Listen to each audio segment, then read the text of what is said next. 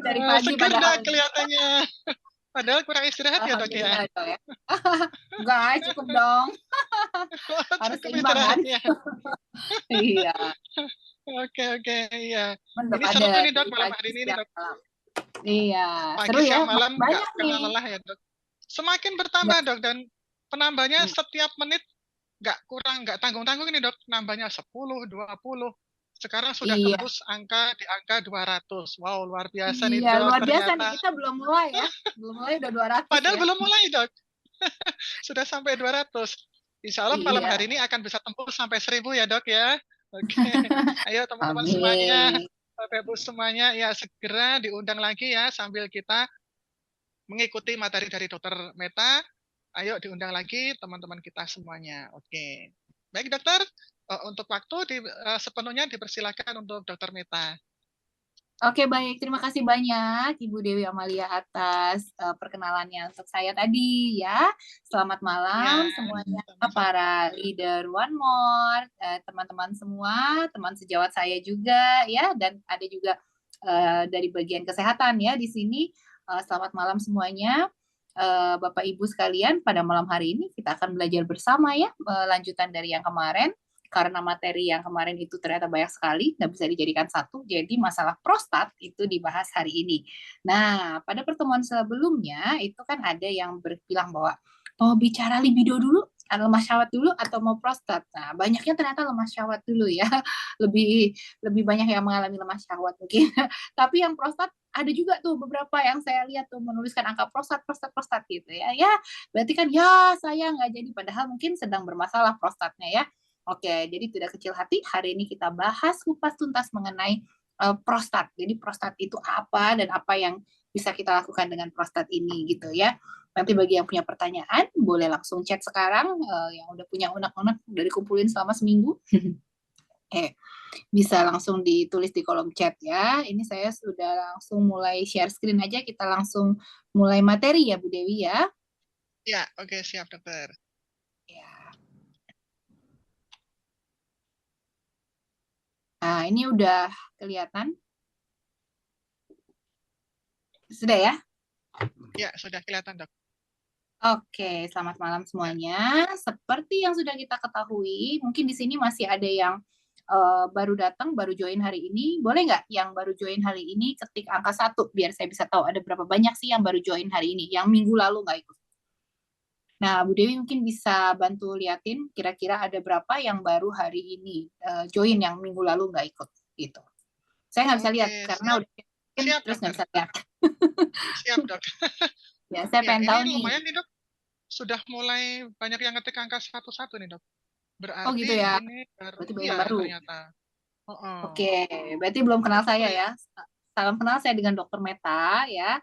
Saya adalah product trainer dari One More. Jadi One More itu mempunyai banyak patch transdermal. Cuman patchnya itu kita pakai seperti apa gitu ya. Nah, saya adalah seorang product trainernya. Jadi kita di sini ada yang namanya hari-hari di mana kita belajar gitu. Belajar mengenai medisnya, kapan sih ini dipakai, manfaatnya apa gitu, mana yang boleh, mana yang nggak boleh gitu. Ya, banyak ya berarti ya yang masih baru. Oke, Iya, kalau gitu saya lumayan dok, lumayan.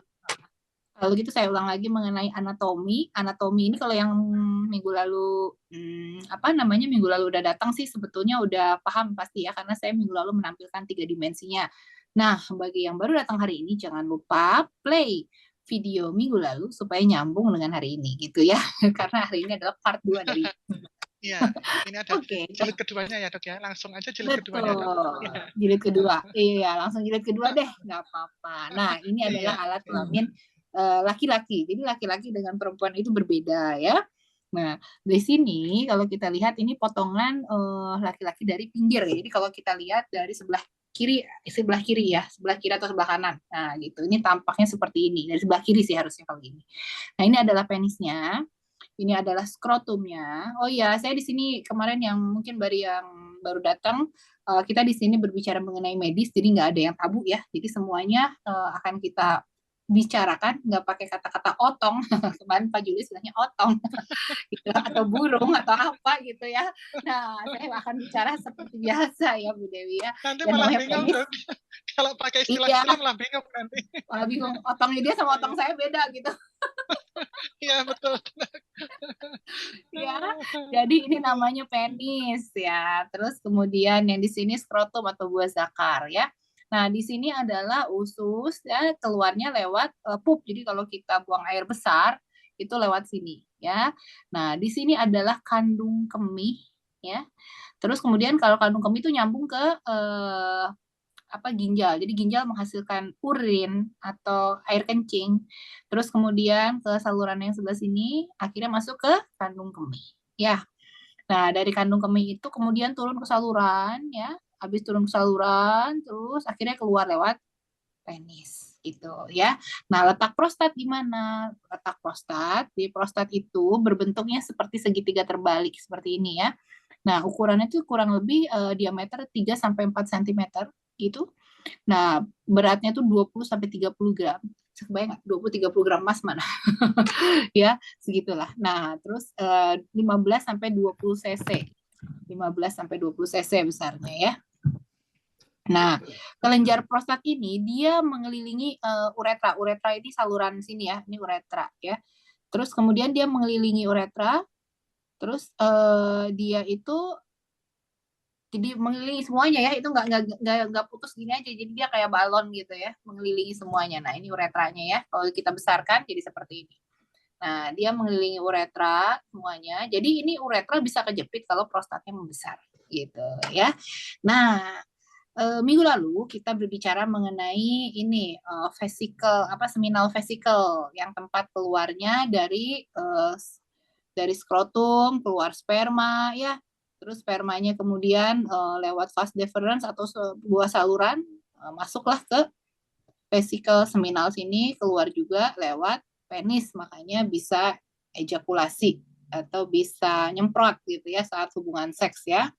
Nah, itu lokasinya seperti ini. Jadi dalamnya tuh seperti ini prostat kalau dibongkar ya. Jadi prostat itu berada di bawah kantong kencing kita gitu ya. Nanti kalau prostat ini membesar, kebayangkan kantong kencingnya menjadi menyempit. Akhirnya kebayang nggak kita mau pipis jadi nggak bisa pipis gitu rasanya ya. Oke. Seperti itu ya anatominya ya. Fungsi prostat adalah memproduksi cairan semen yang berguna sebagai transport sperma gitu. Jadi sebelum keluarnya sperma, sebelum ejakulasi, itu kan suka ada cairan bening ya, cairan bening dulu gitu yang seperti pelumas. Nah, itu dikeluarkan oleh prostat gitu. Ya. Kemudian dia tuh seperti apa menghasilkan cairan basah ini seperti susu atau putih bening jernih gitu ya. Nah, itu air mani gitu. Nah, air mani ini membantu menetralkan keasaman pada saluran vagina, terus memperpanjang umur sperma juga gitu. Jadi spermanya bisa bertahan lebih lama karena ada air maninya di situ. Air apa namanya? Air dari spermanya itu ya. Air dari sperma. Maksudnya si semen, air dari semen situ yang dihasilkan oleh prostat. Nah, kemudian permasalahan pada prostat ini apa aja? Mungkin ini bermanfaat dan menarik nih buat bapak-bapak apalagi yang sedang mengalami, aduh saya punya gangguan prostat. Nah, itu nggak usah malu ya, karena nanti bisa tulis di kolom chat aja. Saya nggak tahu kolom chatnya itu bisa dibaca semua orang atau enggak, tapi kalau seandainya ini bisa dikirim ke saya apa jangan everyone gitu kalau misalnya memang malu tapi pengen nanya gitu ya. Bisa Nah, bisa kemudian dibaca ke host sama co-hostnya. oh, oke. Baik. Ke host ya, kirimnya ke yang host Ya, ya. Jadi nanti bisa ya. dibacakan gitu. Nggak usah dikasih nama, nggak apa-apa ya. Nah, kemudian permasalahan prostat nih apa aja sih? Jadi nggak semua prostat itu kan kayak jadi kanker. Dan nggak semua prostat itu adalah pembesaran prostat ya. Jadi ada yang namanya benign prostat hyperplasia. Jadi si prostat yang di daerah sininya itu bengkak. Ini kan prostat ya, dianya bengkak besar tapi dia jinak gitu, namanya benign prostat hyperplasia. Dia pembesaran jinak prostat, bukan kanker, biasanya terjadi karena penambahan usia atau terlalu muda, waktu masih muda belum saatnya usia reproduksi sudah melakukan masturbasi. Jadi masih kurang dari 20 tahun gitu, udah masturbasi, sering masturbasi gitu ya. Nah, itu bisa juga menjadi prostat di masa tua. Jadi yang masih muda-muda jangan melakukan itu ya. Nah, atau pada saat usia reproduksi nih 20 tahun ke atas, ternyata jarang melakukan hubungan seks gitu. Jadi tertahan gitu ya, produksinya tertahan. Jadilah itu juga bisa menyebabkan terjadinya BPH gitu. Jadi terjawab ya pertanyaan yang kemarin. Ada yang bertanya kan? Nah, terus kemudian yang kedua adalah peradangan pada prostat. Jadi radang kayak kita radang tenggorokan gitu kan, itu radang tuh, radang itu terjadi sebuah ada kemerahan, ada rasa nyeri, bengkak gitu ya. Terus peradangan ini biasanya disebabkan oleh infeksi bakteri, infeksi virus atau jamur atau parasit ya. Bisa juga trauma atau cedera pada prostat gitu. Jadi peradangan itu belum tentu ada infeksi, tapi bisa ada disertai infeksi gitu ya. Terus bisa juga karena gangguan sistem kekebalan tubuh dan stres. Jadi ada beberapa autoimun juga menyerang juga bisa, namanya prostatitis. Nah, itu infeksi prostat. Ya prostatnya sama-sama membengkak, jadi ada bengkak, ada merah, kalau dipegang juga agak panas gitu ya. Nah, itu biasanya disebabkan kumannya adalah Escherichia coli, itu kuman yang dari pantat gitu. Terus kemudian ada Proteus, Klebsiella, Enterococcus, Pseudomonas, ini bisa menyebabkan juga prostatitis atau infeksi prostat. Ya. Nah, kemudian kanker prostat itu jadi masalah prostat yang ketiga adalah yang serius, ini adalah kanker prostat. Ini adalah masalah serius pada pria. Kenapa? Karena kanker prostat ini adalah kanker ketiga paling umum pada pria. Dan ini merupakan kanker yang paling sering dan penyebab kematian pada pria. Jadi kanker lain yang menyebabkan kematian pada pria dan juga sering pada laki-laki adalah kanker liver dan kanker paru. Gitu. Yang ketiganya adalah prostat ya. Tapi angka kematiannya paling tinggi itu adalah kanker prostat ya. Nah, terus kemudian bentuknya adalah adenokarsinoma. Nah, ini sih nggak usah dihafalin ya. Sebenarnya ini buat tenaga kesehatan sih yang adenokarsinoma ini. Mabuk ya, adenokarsinoma apaan gitu ya. Itu adalah kanker yang berasal dari kelenjar gitu ya. Nah, biasanya terdiagnosa itu di atas usia 66 tahun. Padahal kanker ini itu sudah bisa mulai dideteksi dan harus ada pemeriksaan deteksi dininya sejak usia 40 tahun. Jadi, yang sekarang umur 40 tahun, Bapak-bapak, halo Bapak-bapak yang 40 tahun, jangan lupa sejak sekarang diagnosa dini ya, karena kalau ditemukan dalam stadium awal itu angka kesembuhannya lebih tinggi ya. Oke. Nah, gejala dari benign prostatic hyperplasia adalah LUTS, artinya apa? Lower urinary tract symptom. Nah, maksudnya lower itu apa sih? Ini ngomong apa sih gitu ya, dokter Meta ini ngomong apa gitu ya. Jadi kalau misalnya kita berbicara mengenai organ pembentuk urin atau saluran kemih, gitu, itu dibagi saluran kemih atas dan saluran kemih bawah. Saluran kemih atas itu mulai dari sini, dari apa namanya, dari ini ya, dari ginjal sampai pas masuk ke kandung kemih. Nah, udah mulai dari kandung kemih sampai ke bawah ini saluran namanya saluran kencing bagian bawah gitu ya. Nah, kalau ada iritasi di daerah semua saluran kencing bagian bawah semua nih, iritasi di daerah saluran kencing bagian bawah, entah bengkak, entah iritasi, entah masalah, entah penjepitan atau apa, itu akan muncul yang namanya gejala-gejala LUTS gitu, lower urinary tract symptom. Ya, tapi jadi kalau misalnya muncul gejala-gejala ini belum tentu hanya prostat masalahnya, bisa juga masalah lain ya, nanti kita lihat. Nah, ini gejala apa sih yang tadi kita bicarakan itu? Yang pertama ya sering kencing tuh. Jadi sedikit-sedikit kencing, kencingnya jadi lebih sering, tapi lebih sedikit-sedikit gitu. Terus kemudian malam-malam kencing, ya. Terus kemudian pengen kencing lagi gitu ya. Jadi nggak bisa nahan kencing. Aduh, kok kayak pengen kencing, kayak berasa penuh gitu. Padahal belum tentu penuh gitu. Berasa penuh. Terus kemudian apa namanya, ini ada perubahan, ada beberapa yang merasakan meningkat rasa pengen pipisnya atau malah nggak bisa berasa pengen pipis gitu. Jadi nggak ada rasa ingin ke pipis gitu ya, itu juga bisa terjadi seperti itu. Tapi yang paling sering itu adalah pertama, paling ini agak-agak ini ya dari jurnal sih ngambilnya, jadi agak-agak rumit. Nah, tapi saya sederhanakan ya.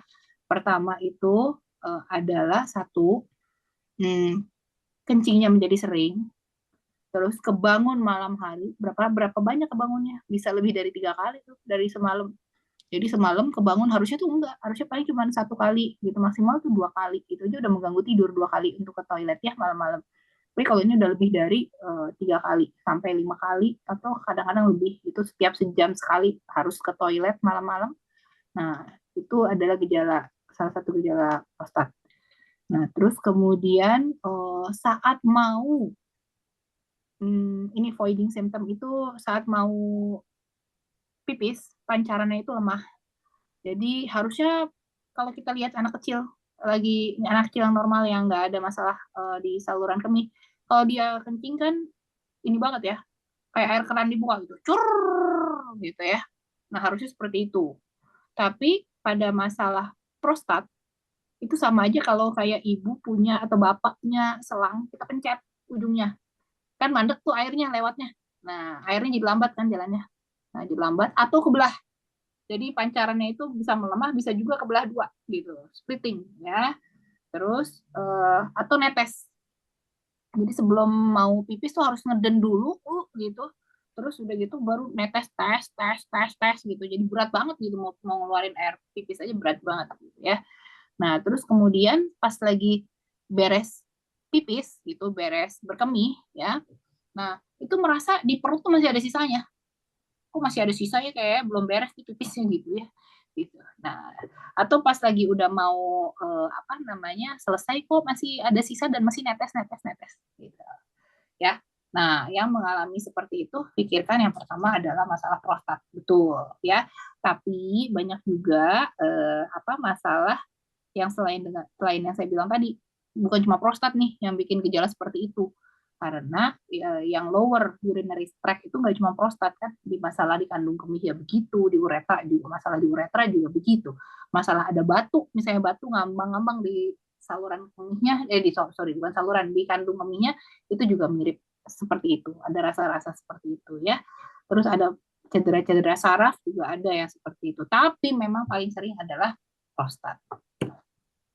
Oke, sekarang kalau kita berbicara mengenai prostat, tadi kita udah bicara 3 yang kelompok besar ya, walaupun ada yang lain, tapi bisa dibagi jadi 3 kelompok besar, yaitu benign prostat hiperplasia, kemudian radang prostat atau prostatitis, sama kanker prostat. Ya, kita akan bicara tentang itu malam ini.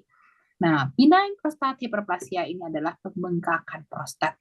Nah, kalau kita lihat, ini adalah prostat yang normal.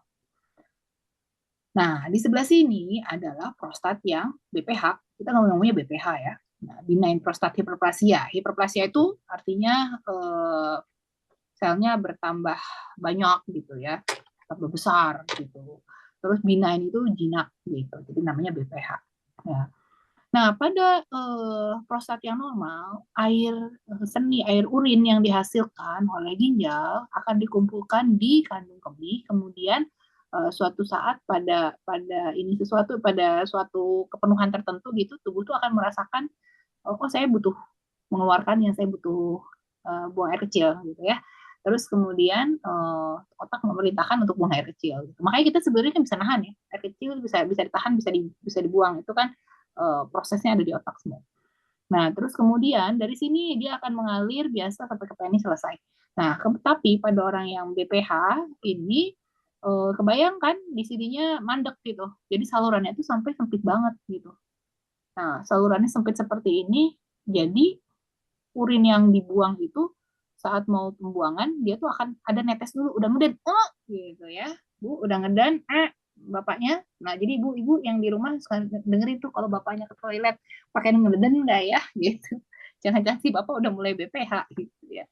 Nah, terus udah gitu eh dicek, kok lama banget sih mau ke toilet, toilet kok lama banget sih, pipis aja kok lama banget gitu ya. Pada wanita tidak ada prostat ya, jadinya tidak mengalami hal ini. Nah, di sini bisa mulainya netes doang gitu karena dia seperti selang kan, netes gitu ya, atau udah netes mau ngeluarin semua isinya gini tuh karena di sininya mandek, dia perlu ngeden gitu. Gitu. Terus kemudian pancarannya juga melemah ya. Jadi susah banget mau ngeluarin ini.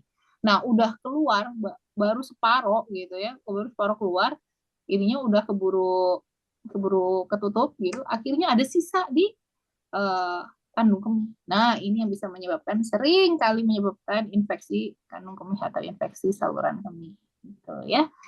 Dan ternyata faktanya 3 dari 4 pria usia 70 tahun mengalami BPH. Wah, banyak tuh 3 dari 4 itu. 3/4 loh, 75% loh. Jadi kalau di sini ada yang 70 tahun ke atas, ada 100 orang gitu. Tuh 75 orang prianya mengalami BPH gitu ya. Jadi banyak banget gitu. Makanya kita perlu deteksi dini gitu, dan perlu tahu bagaimana cara mencegah supaya ini tidak terjadi gitu ya. Nah, terus BPH juga disebabkan oleh radang prostat bisa ya. Nah, selain itu masturbasi pada usia muda yang tadi saya bilang ya, sering masturbasi pada usia muda padahal belum saatnya masturbasi harusnya. Memang dari kita kecil, dari kecil juga kalau normal itu penisnya laki-laki itu berdiri ya, kan udah cerita ya yang minggu lalu ya. Kalau baru bangun tidur itu memang harusnya penisnya juga bangun gitu, bangun ya. Nah, tapi bukan berarti dia walaupun sudah muncul rangsang pengen gitu, pengen ada libidonya gitu ya, tapi tidak boleh sebetulnya dikeluarkan dulu karena belum saatnya. Gitu, ya. Nah, terus kemudian tapi usia reproduksi di atas 20 tahunan itu jarang pengeluaran ya, jadi terhambat tuh semuanya semennya. Kan tadi kita tahu yang namanya prostat itu dia menghasilkan eh, cairan semen ya, cairan bukan semen yang di tembok ya Pak Bu ya. Cairan semen yang sebelum kita melakukan hubungan seks. Nah, itu ada cairan pelumas ya. Kebayang nggak kalau misalnya cairan itu diproduksi tapi ejakulasinya jarang gitu, terus apa namanya melakukannya sama nyonyanya juga jarang gitu ya, ribut mulu di atas kasur gak jadi gitu. Nah, cairan itu kemana terusnya gitu ya. Nah, akhirnya kan numpuk ya, akhirnya dia juga jadi gede gitu kan, jadi masalah di kelenjar tersebut gitu ya. Oke, secara simpel seperti itu ya, nggak pernah dikeluarin ya, makanya jadi perlu pengeluaran. Memang segala sesuatu itu harus ada ininya, harus seimbang ya. Nah, kemudian jadi benign prostat hiperplasia ini masalahnya dari mana sih bisa terjadi? Ini udah kayak lingkaran setan itu sebetulnya gambarnya ya. Jadi ada perubahan hormon gitu, terus adanya peradangan. Nah, peradangan itu terjadi juga karena ini sulit banget bahasanya ini. Kalau bukan orang medis bisa mabok melihatnya gitu ya. Pokoknya gampangnya itu tambah tua, kita tambah tua itu semua organ tubuh kita juga menua gitu ya, nggak bisa dipungkiri ya. Mobil juga kan tambah tua, tambah banyak macam-macamnya ya. Entah selang apanya karatan, harus diganti, karetnya udah mulai aus gitu kan. Nah, tubuh kita juga sama seperti itu ya. Jadi terjadi peradangan di mana-mana. Akhirnya dari peradangan-peradangan kan kita bisa tahu kalau ada peradangan bisa jadi hiperplasia atau pembengkakan. Gitu. Ya. Terus kemudian ini sindrom metabolik ini mulai dari obesitas, diabetes segala macam itu ya. Itu adalah sumber dari segala macam penyakit ya, makanya itu perlu dikontrol ya, penyakit komorbid itu ya. Nah, terus kemudian yang kita perlu tahu, testosteron, itu hormon testosteron. Minggu lalu kita udah bicara libido itu apa? ditingkatkan dengan testosteronnya. Testosteron tinggi akan meningkatkan libido, ya kan? Tapi yang namanya hormon itu makanya harus balance di tubuh kita itu harus balance. Ya, jadi bukan berarti kita meningkatkan testosteron setinggi mungkin gitu. Karena testosteron setinggi mungkin juga itu tidak bagus, tidak baik untuk tubuh gitu. Jadi kayak libidonya dinaikin, jadi belum tentu orang yang libidonya kurang nggak bisa berdiri gitu harus disuntik atau dikasih testosteron terus-menerus, itu berbahaya. Pertama berbahaya buat jantung, kedua berbahaya juga jadi malas tubuhnya untuk mensintesis atau membuat testosteron sendiri. Yang ketiga, testosteron yang terlalu tinggi itu akan meningkatkan kecenderungan seseorang untuk mendapatkan BPH atau benign prostate hyperplasia di usia tuanya. gitu ya. Jadi semuanya tuh kalau kata Bang Roma harus sedang-sedang saja gitu ya. Nah, bisa tahu dari mana ya testosteron bisa dicek lewat laboratorium sih sebetulnya ya. Tapi kalau lagi orang normal nggak perlu cek sebetulnya karena tubuh udah punya regulasinya sendiri. Sama kayak kita kalau udah makan, udah kenyang kan udah stop ya. Kayak nggak mau lagi diisi gitu kan makanannya gitu perutnya. Nah, tubuh juga udah punya regulasinya sendiri supaya dia balance gitu. Jadi kalau dari tubuhnya udah mengatakan cukup, dia nggak akan produksi lagi ya. Nah, ini pembentukan testosteron ini bisa dirubah di tubuh menjadi ini dihidrotestosteron yang bisa meningkatkan BPH. Jadi pada orang yang benign prostatic hyperplasia yang itu suka dikasih yang namanya 5 alpha reductase inhibitor. Ini memblok perubahan testosteron menjadi DHT ya. Nah, itu obat contohnya macam-macam sih. Ada tamsulosin, ada Harnal ya. Nah, itu cara kerjanya seperti itu. Nah, kemudian hormon estrogen sendiri, laki-laki itu punya hormon estrogen juga ya Bapak Ibu ya. Jadi bukan cuma perempuan aja yang punya hormon estrogen ya. Nah, estrogen ini juga sama nih. Jadi dia itu bisa menyebabkan benign prostatic hyperplasia. Tapi yang bagus itu adalah hormon progesteron sebetulnya untuk menurunkan kadar BPH. Tapi bukannya artinya harus banyak hormon progesteron dikasih progesteron terus gitu, enggak. Seperti yang saya bilang, semua hormon itu harus berada dalam keseimbangan ya, kalau enggak terganggu. Contohnya kayak kita banyak wanita pengen kulit bagus, pakai pakai apa namanya hormon replacement terapi, udah tua, udah mulai kisut gitu ya. Tahu dikasih estrogen kebanyakan gitu ya. Memang jadi tetap haid, jadi tetap muda gitu. Tapi terus kemudian muncul bakat jadi breast cancer, kanker payudara gitu ya. Nah, jadi nggak bisa seperti itu, diaturnya harus dengan detail dan harus butuh keseimbangan gitu. Itu yang susah sih. Ya. Nah, terus pemeriksaan BPH itu dari mana seorang dokter bisa mendiagnosa benign prostatic hyperplasia atau bengkak prostat ini? Pertamanya adalah saat lagi berkunjung ke dokter, pasti dokter nanyain tuh gejala-gejala yang tadi.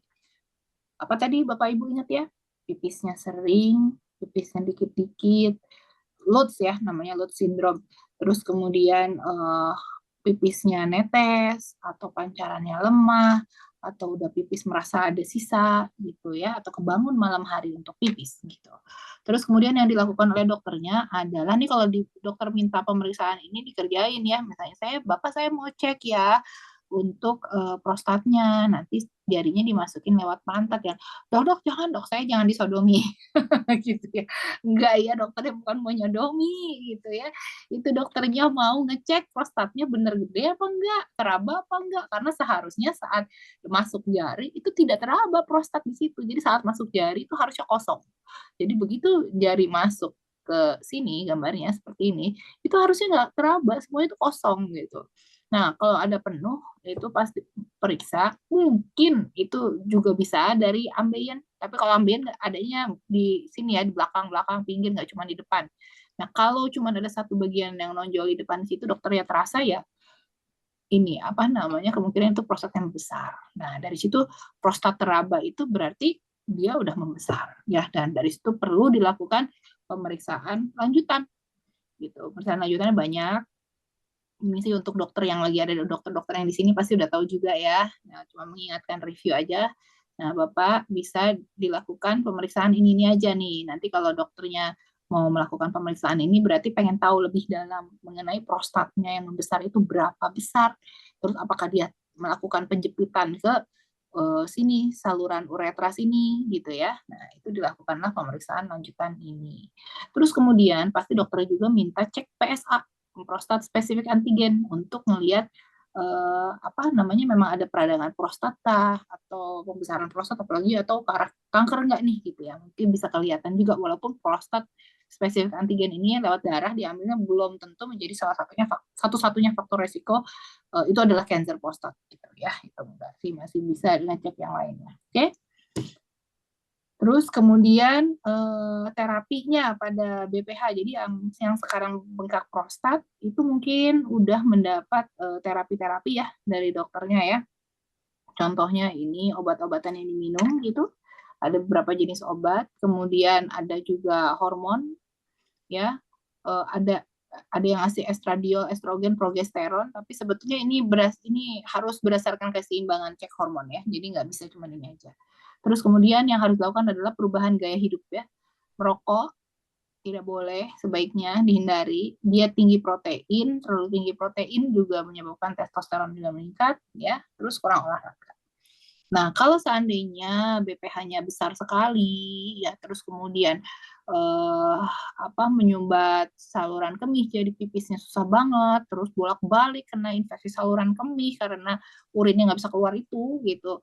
Mungkin dianjurkan bedah ya, apalagi kalau udah dikasih obat, itu kok masih belum bisa pipis dan masih berulang gitu infeksi saluran kemihnya, mungkin akan dianjurkan untuk dibedah gitu ya. Dibedah itu seperti ini nih gambarnya. Nah, tapi jangan serem dulu ngelihat ini ya. Ini masuk kok segini, ini tuh nggak akan mencederai pinggir-pinggirnya penis yang lihatnya ngilu banget gitu ya Pak ya. Nah, ini masuk terus kemudian ini kan prostatnya nih, ini kan kandung kemih, di bawahnya kan iya betul, kandung kemih, di bawahnya kan ada prostat. Nah, prostatnya diambil supaya lega gitu, bisa bisa bisa keluar urinnya gitu ya.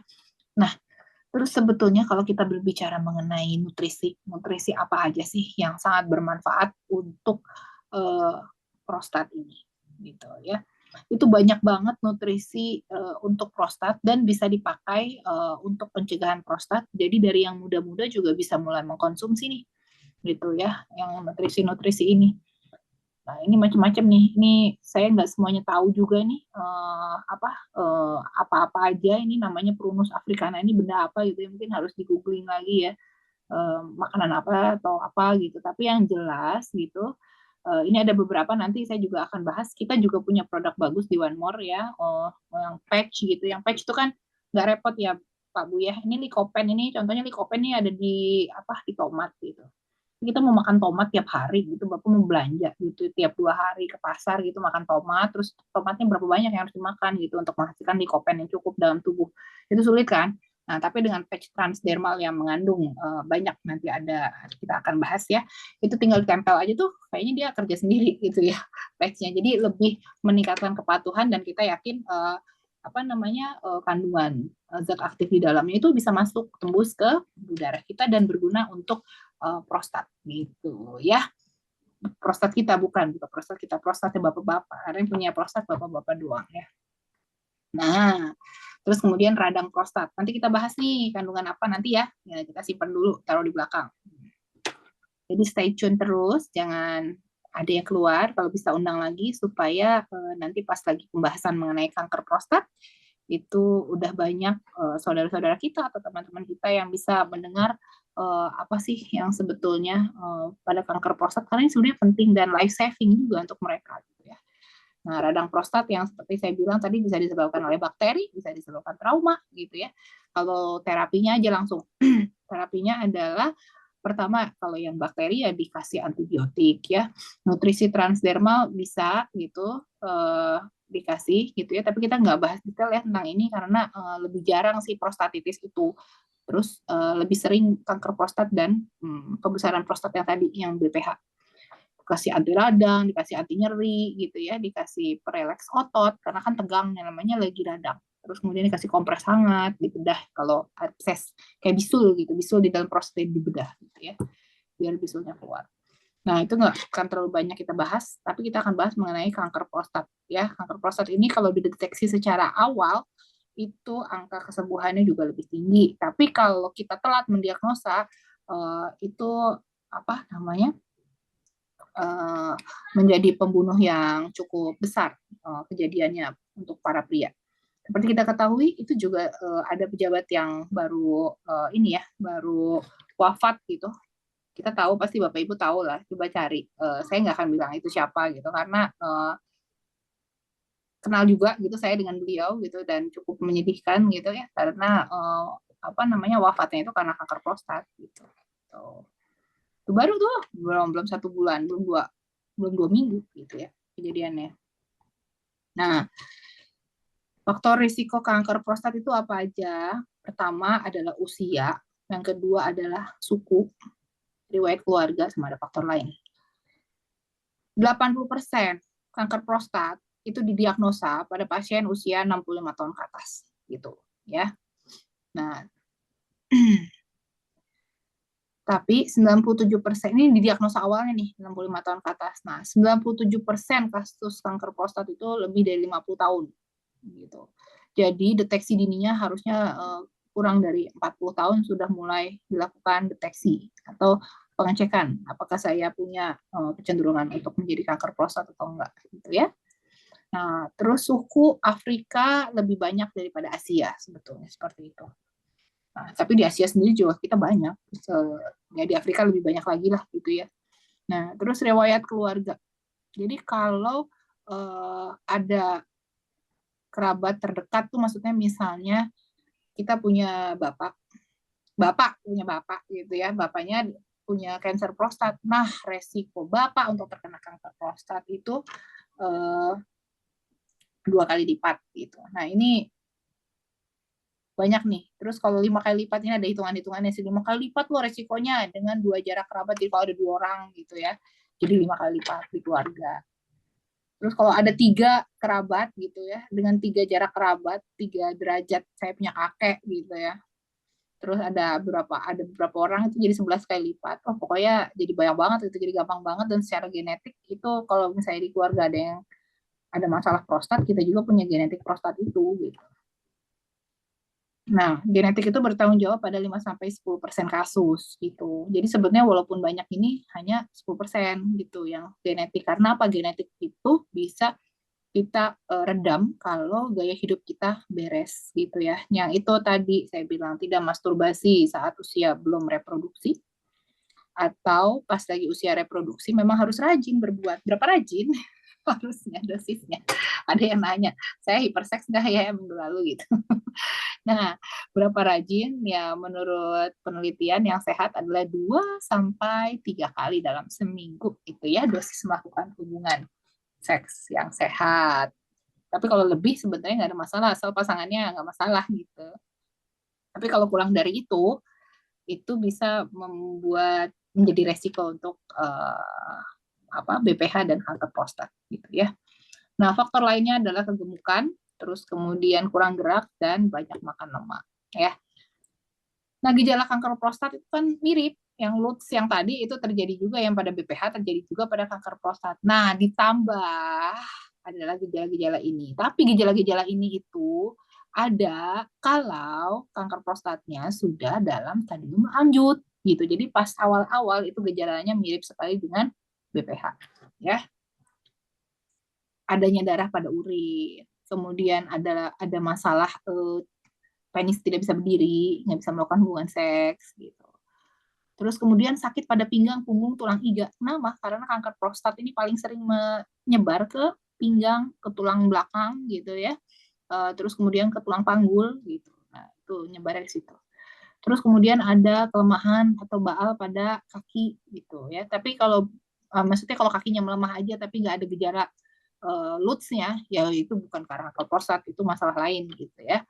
Nah, terus ketidakmampuan mengontrol kandung kemih, jadi tiba-tiba ngompol gitu, kok nggak ketahan pipisnya gitu, itu juga gejala-gejala.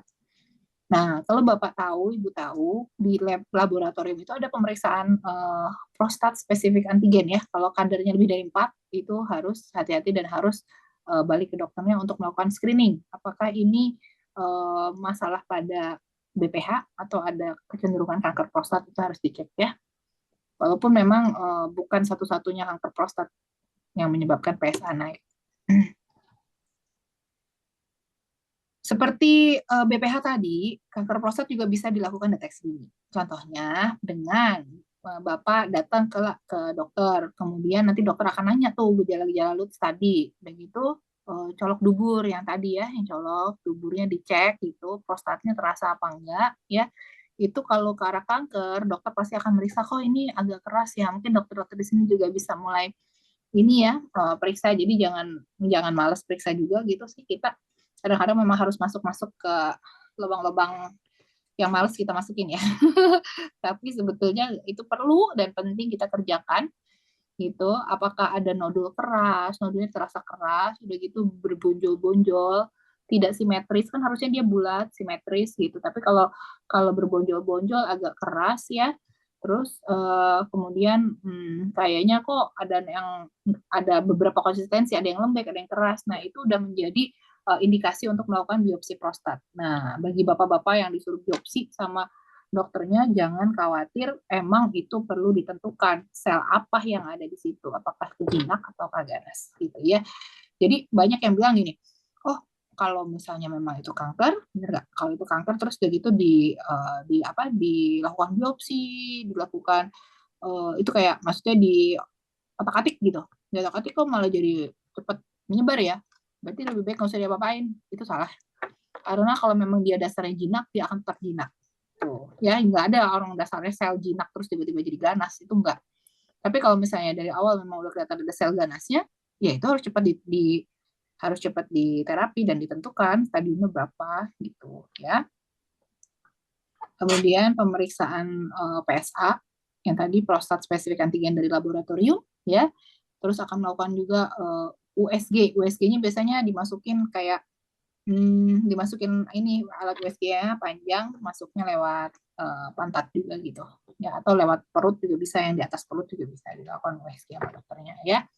Nah, ini yang tadi saya bilang biopsi ya, kalau memang harus ditentukan ya dikerjakan gitu ya, jadi jangan dihalang-halangi, nggak usah dulu deh, nggak usah biopsi. Kalau memang ke arah ganas sih memang harus biopsi ya, jadi makanya colok dubur ini penting dilakukan, jangan tiba-tiba nggak ada apa-apa ujuk-ujuk biopsi, nah itu yang salah ya.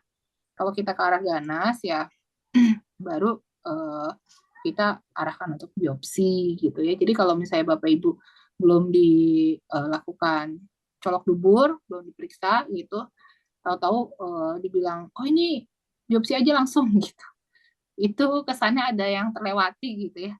Gitu. Kecuali PSA-nya mungkin udah jadi 10, jadi 11 gitu ya, itu lebih ke arah ganas ya. Terus kemudian pemeriksaan lanjutannya adalah CT scan, bone scan, dan MRI. Ya, CT scan, ya itu ya, untuk melihat itu benar ganas atau enggak. Itu juga dari itu bisa lihat apakah ada bone scan tuh kalau mau lihat penyebaran ke tulang. Terus CT scan untuk biasanya ke daerah perut gitu, semuanya dicek gitu ya. MRI prostat khusus, jadi lebih detail ngelihatnya dari USG.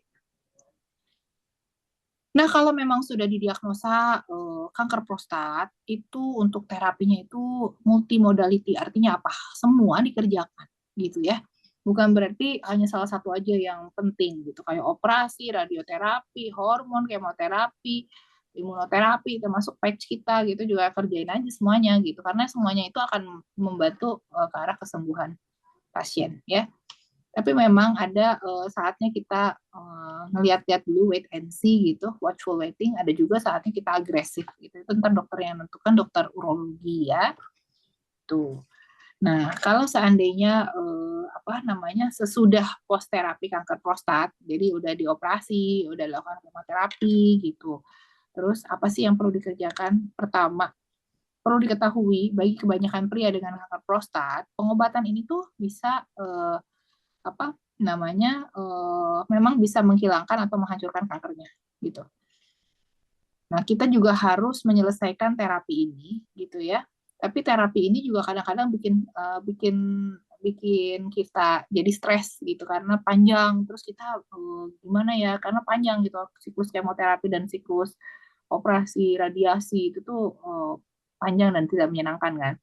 Gitu. Tapi harus semangat gitu ya dalam menjalankan terapi ini gitu. Nah, kita bisa lebih lega kalau kita selesai terapinya gitu. Tapi tetap aja walaupun kita selesai terapinya, semua sel udah diangkat, yang namanya cancer, kita tetap ada kekhawatiran mungkin ya. Kalau ada satu sel nyasar aja gitu ya, terus dia akan bikin cancer lagi, bisa relapse lagi, nggak bisa kambuh lagi, nggak bisa gitu ya. Nah, maka menurut saya memang tetap perlu juga yang namanya maintenance ya, kontrol ke dokter rutin, cek lab, jadi PSA-nya dicek, udah gitu kemudian colok dubur juga dicek, terus nutrisi yang tepat juga dikerjakan. Nah, ini kan ada diet sama aktivitas fisik, itu termasuk juga nutrisi ya, bisa juga dikontrol dengan transdermal patch ini. Nanti produknya apa kita lihat selanjutnya, ada di slide selanjutnya ya. Nah, jadi dukungan keluarga juga sangat penting ya. Nah, ini komplikasi dari kanker prostat. Kanker prostat itu bisa menyebar ke kandung kemih, tulang, sama organ lain. Jadi tulangnya itu bisa sampai patah. Gitu. Jadi suka sakit di daerah tulang belakang, itu bisa sampai patah sendiri gitu tulangnya. Gitu. Nah, terus kemudian inkontinensia. Jadi apa namanya? Sama juga satu lagi, jadi satunya tidak bisa nahan pipis, itu jadi pipisnya nggak ketahan gitu ya, nggak ketahan jadi loss gitu, nggak ngompol jadi ngompol gitu. Nah, terus kemudian apa namanya? Juga bisa menyebabkan disfungsi ereksi, jadi penurunan libido gitu ya. Nah, itu juga penurunan libidonya itu bisa terjadi karena prostatnya sendiri, bisa terjadi pasca operasi prostat juga. Gitu. Nah, jadi deteksi dininya adalah konsultasi ke dokter, gitu. Terus kemudian jika Anda berusia lebih dari 40 tahun, coba cek PSA setahun sekali dan DRE setahun sekali. DRE itu digital rectal examination ya. Jadi cek dubur gitu, cek colok dubur itu setahun sekali. Kalau tanpa resiko boleh deh umur 50 tahun, mulai dari 50 tahun terus setahun sekali ngerjain itu gitu.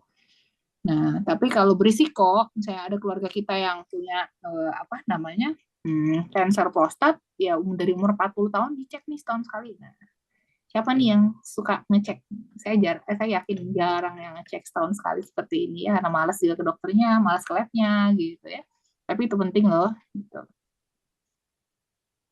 Jadi pola hidup yang disarankan adalah diet banyak buah dan sayuran. Terus pilih makanan sehat dibanding suplemen-suplemen, karena kadang-kadang suplemen itu menjadi salah kalau salah makannya. Contohnya,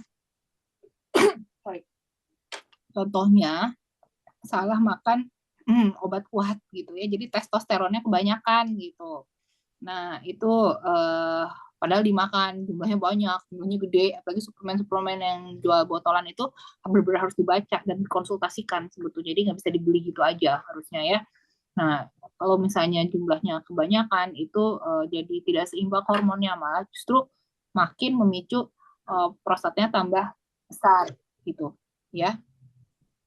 Terus kemudian olahraga juga jaga berat badan ya, jaga berat badan supaya nggak obesitas. Oke, nah sekarang ini produk One More apa sih yang bisa kita pakai ya?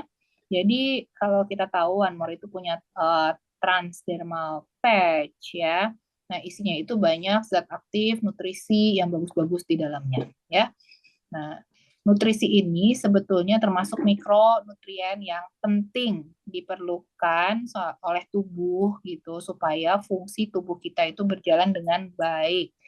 Nah, makanya jadi ketika mengobati gejala atau mengobati penyakit itu kita harus mencari penyebab utamanya itu apa gitu ya.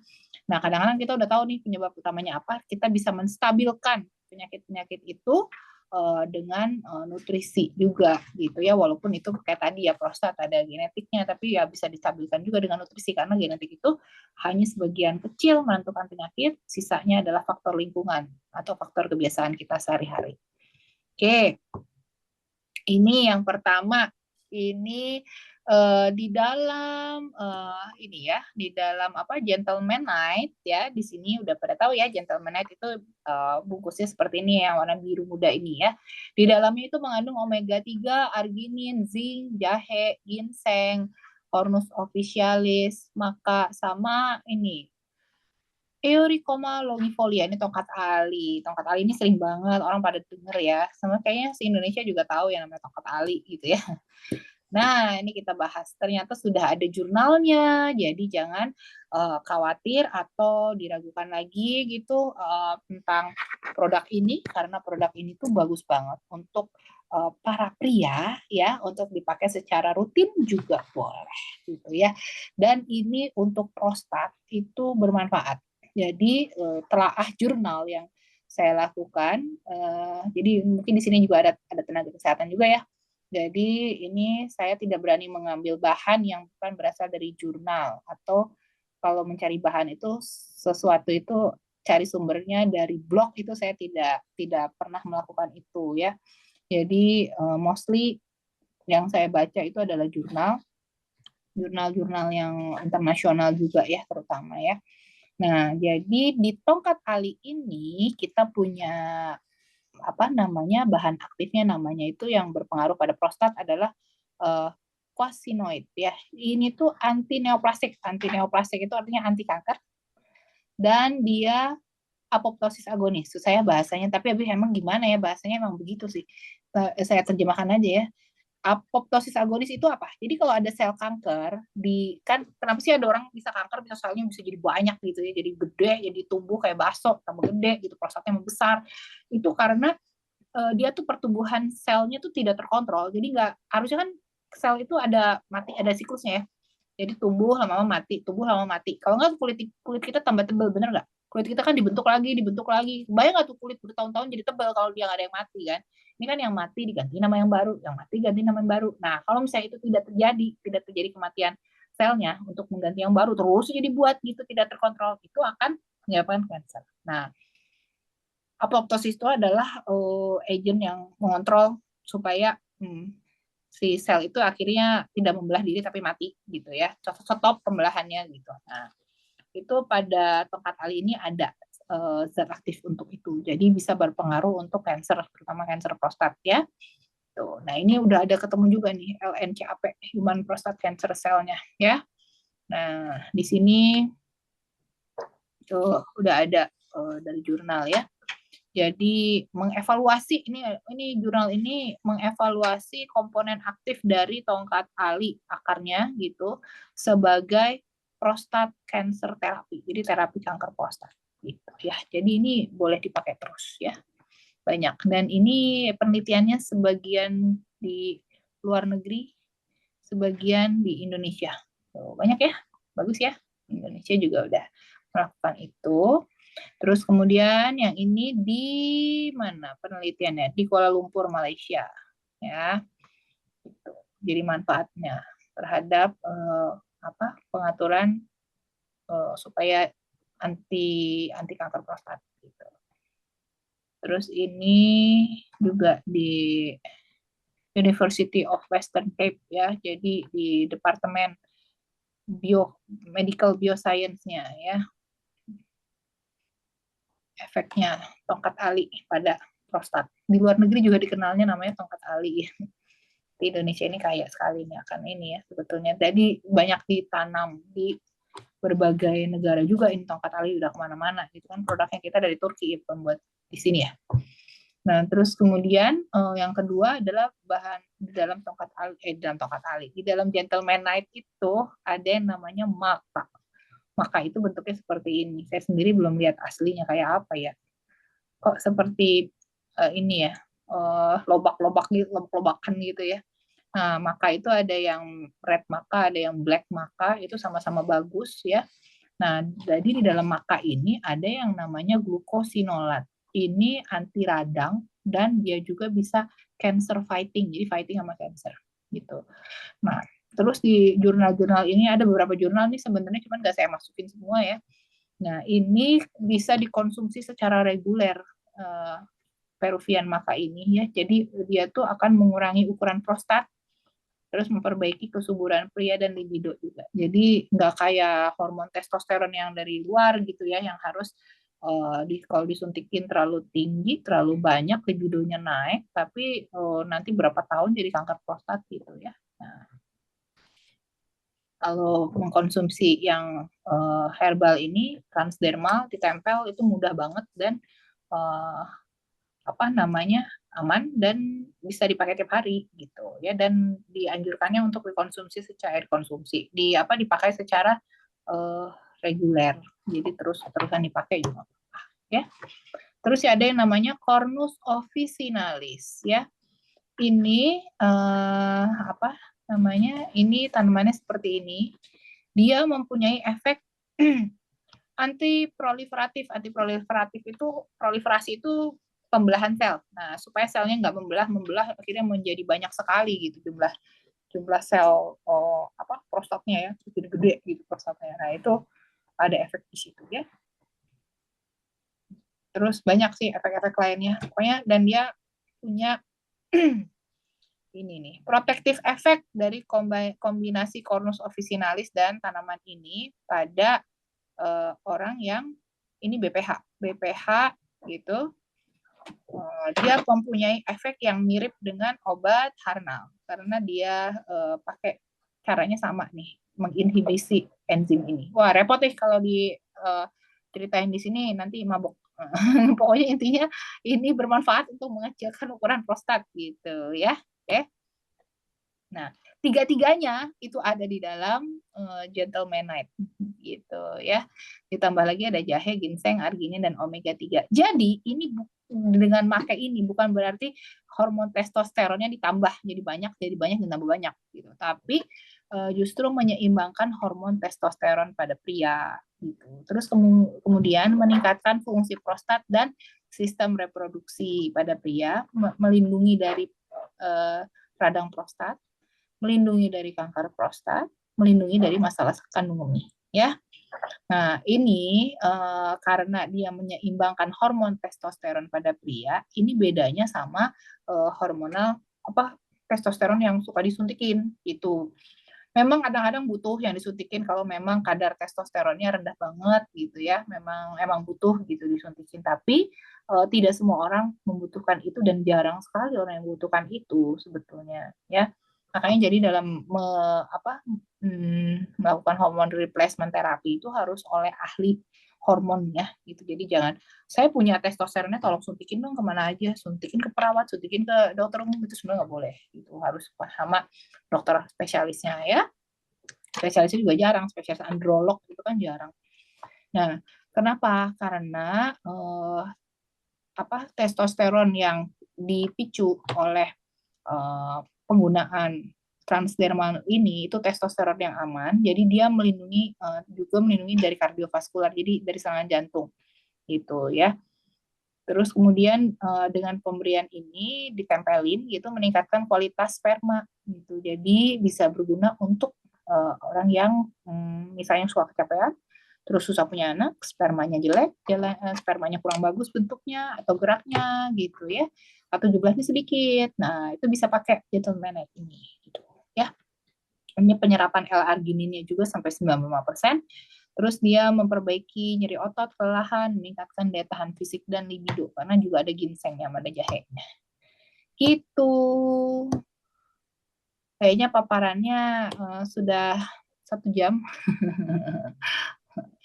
Iya, demikian dari saya yang bisa sampaikan. Ini lagi pada tidur atau masih pada bangun? Ya, sampai ini dok, sampai terpesona ini dengan pemaparannya. Ternyata cukup bikin ini juga dok, cukup bikin ngeri juga ya ternyata ya.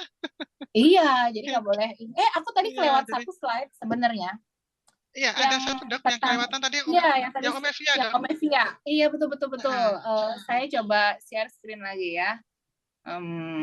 Coba ini tadi ada yang terlewat, sengaja dilewat karena saya pengen meng-highlight juga.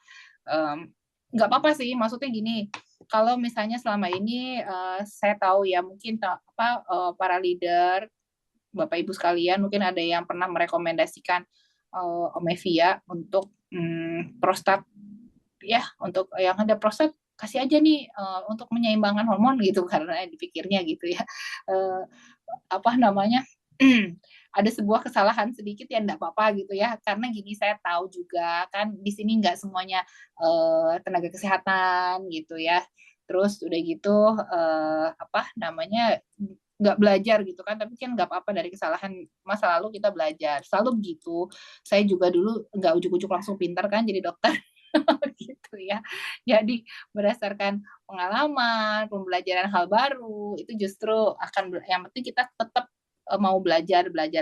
Dan sebetulnya kan gini, apa yang saya katakan hari ini juga ya, Bapak Ibu sekalian, apa yang saya katakan hari ini, saya selalu ngomong gitu ya, kalau misalnya baru pernah dengar, yang saya katakan, yang saya bicarakan, yang saya paparkan hari ini adalah ilmu yang saat ini memang diakui secara jurnal.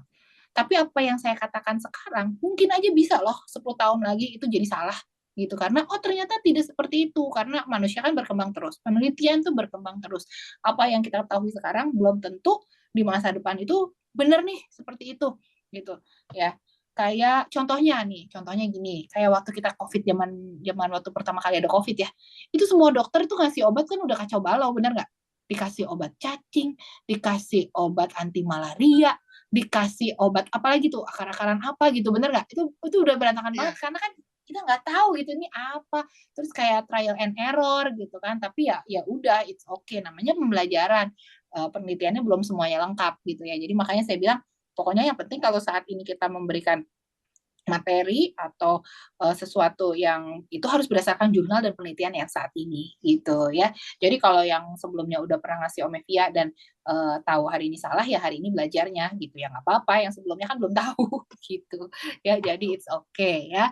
Nah ini apa namanya, kenapa sih Omevia? Omevia ini bukannya nggak bagus, ini bagus karena di dalam Omevia itu mengandung omega 3, coenzim Q ya, DHEA dan pregnenolon gitu ya. Nah, itu sebetulnya kalau diberikan kepada orang yang sehat-sehat aja, itu akan bermanfaat gitu karena omega 3-nya bagus untuk pembuluh darah, bagus untuk kolesterol ya, terus juga melindungi jantung, coenzim Q10-nya juga di dalam Omevia nih. Ini kan ada coenzim Q10 nih. Nah, ini juga bagus untuk otak gitu ya, untuk brain kita gitu, anti stroke gitu. Nah, terus ada DHEA itu dehydroepiandrosterone gitu. Itu juga melindungi tubuh dari diabetes, dari obesitas, dari serangan jantung gitu. Terus kemudian dia ada anti agingnya juga di DHEA gitu ya. Di pregnenolon juga sebetulnya banyak ini mendukung apa ya, jadi memperbaiki depresi, terus supaya nggak stres gitu. Itu hormon, dia adalah sebuah hormon, dia merangsang otak juga untuk menghafal, jadi untuk brain kerjanya bagus gitu ya. Tapi ini tidak boleh diberikan kalau sudah jelas ada masalah prostat gitu, pembesaran prostat. Kenapa? Karena DHEA ini, dehydroepiandrosterone itu, dia meningkatkan ukuran prostat gitu ya.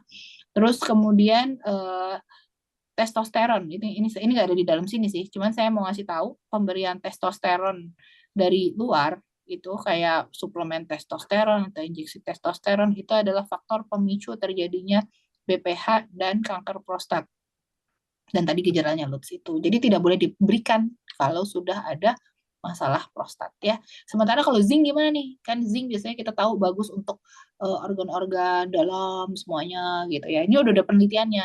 Kalau pemberian zinc pada prostat bukan berarti zinc nggak bagus, zinc bagus gitu ya. Uh, kita pakai zinc sehari-hari juga bagus gitu karena kalau ada sel-sel yang rusak gitu itu mudah diperbaiki. Tapi khusus untuk prostat bukan berarti nggak boleh diberikan, tapi zinc itu mempunyai placebo efek. Jadi dikasih zinc nggak dikasih zinc, orang kanker prostat tetap kanker prostat gitu ya. Nah itu yang mau saya tambahkan dan saya highlight. Terus kemudian saya juga mau menambahkan dua hal yang namanya dekamin, produk kita ya, yang mengandung vitamin D3, K2, magnesium, dan vitamin C, itu boleh diberikan ya. Itu sih sebenarnya vitamin yang rutin bisa ditempel gitu, karena isinya vitamin D3, K2, magnesium, dan vitamin C ya gitu. Dan vitamin D-nya yang ada juga tidak menyebabkan terlalu toksisitas. Maksudnya kalau vitamin D kan terlalu banyak juga ini ya berbahaya ya karena banyak toksisitas vitamin D juga terjadi dan saya juga pernah dapat tuh pasiennya sejak zaman COVID makan vitamin D sampai 10.000 IU gitu ya, tahu-tahu datang-datang mual muntah gitu ya, ternyata keracunan vitamin D gitu, ada juga. Tapi yang transdermal ini bisa dipakai harian, itu tidak besar banget tapi bisa cukup menjaga supaya kadar vitamin D-nya cukup gitu ya. Terus kemudian yang bisa dipakai rutin lagi itu yang B12 plus yang isinya itu B1, B3, B12 ya, terus ada vitamin C-nya, ada asam folatnya dan vitamin E ya. Itu juga bisa dipakai harian. Ini sengaja nggak ditulis karena nggak langsung berhubungan gitu untuk prostat gitu. Jadi nggak ditulis tapi boleh dipakai karena banyak mengandung vitamin energi ya. Kalau yang minggu lalu datang saya udah bilang bicarakan mengenai vitamin energi ya. Nah, terus kemudian vitamin E yang ada di B12 plus ini itu juga vitamin E yang aman. Jadi kadang-kadang vitamin E itu dihubungkan dengan estrogen. Sementara kita tahu estrogen tadi itu akan memicu nih ya. Mana tadi ya? Nah, ini. Nah, estrogen itu akan memicu apa namanya? Proliferasi sel, jadi perkembangan sel, pemecahan sel, jadi berkembang jadi banyak gitu menyebabkan BPH. Nah, tapi vitamin E itu bukan jadi banyak vitamin E jadi estrogennya tinggi, enggak seperti itu. Jadi vitamin E itu sebetulnya membantu meningkatkan kadar progesteron dalam tubuh kita. Ini yang suka salah ya. Terus kemudian meningkatkan fertilitas atau kesuburan, dan dia justru balance out estrogen. Jadi dia membalance estrogen yang ada di dalam tubuh kita, gitu ya. Nah, jadi dia itu si vitamin E itu justru berlaku atau apa ya? Jadi dia tuh kerjanya gitu mirip dengan progesteron untuk bertolak belakang dengan kerja estrogen. Mabok deh yang denger ya. Kalau tenaga medis saya rasa gak mabuk sih. Ya, dokter yang ada di sini semua nih biasanya banyak dokter-dokternya juga ya seperti itu ya. Jadi dia tuh kan progesteron sama estrogen tuh selalu bertolak belakang. Jadi kalau estrogen tinggi, progesteron turun. Progesteron tinggi, estrogen turun gitu ya. Nah, vitamin E menyeimbangkan itu ya.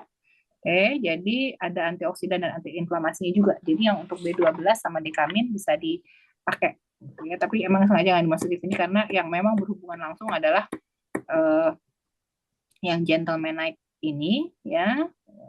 Ini saya taruh jurnal-jurnalnya biar makin yakin gitu ya bahwa ada gitu kandungan aktifnya. Dan omevia tidak boleh diberikan kalau sudah ada kanker prostat atau masalah prostat ditambah gede gitu ya. Jadi kalau bagi yang sekarang udah ngasih terus kok nggak sembuh-sembuh atau nggak turun-turun ya mungkin karena itu. Tapi nggak apa-apa, namanya juga ini kok ya. Namanya juga kita baru tawar ini kan. It's okay. Oke, demikian. Mungkin udah ada ini yang mau didiskusikan. Iya, iya dokter. Ini sudah mulai banyak pertanyaan ini dok. Ya, sudah mulai banyak pertanyaan. Bisa langsung dibacakan ya dok ya? Boleh, ya. Boleh ya? Oke, iya.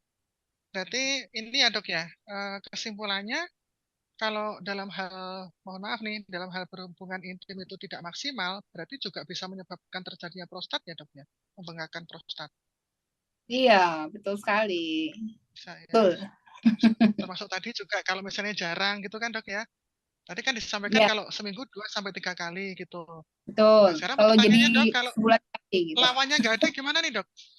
Kalau Oh, lawannya nggak lawannya. ada dok. Iya. Iya. Jadi kok saya ini menemukan banyak ini ya, menemukan banyak masalah prostat pada orang yang tidak menikah.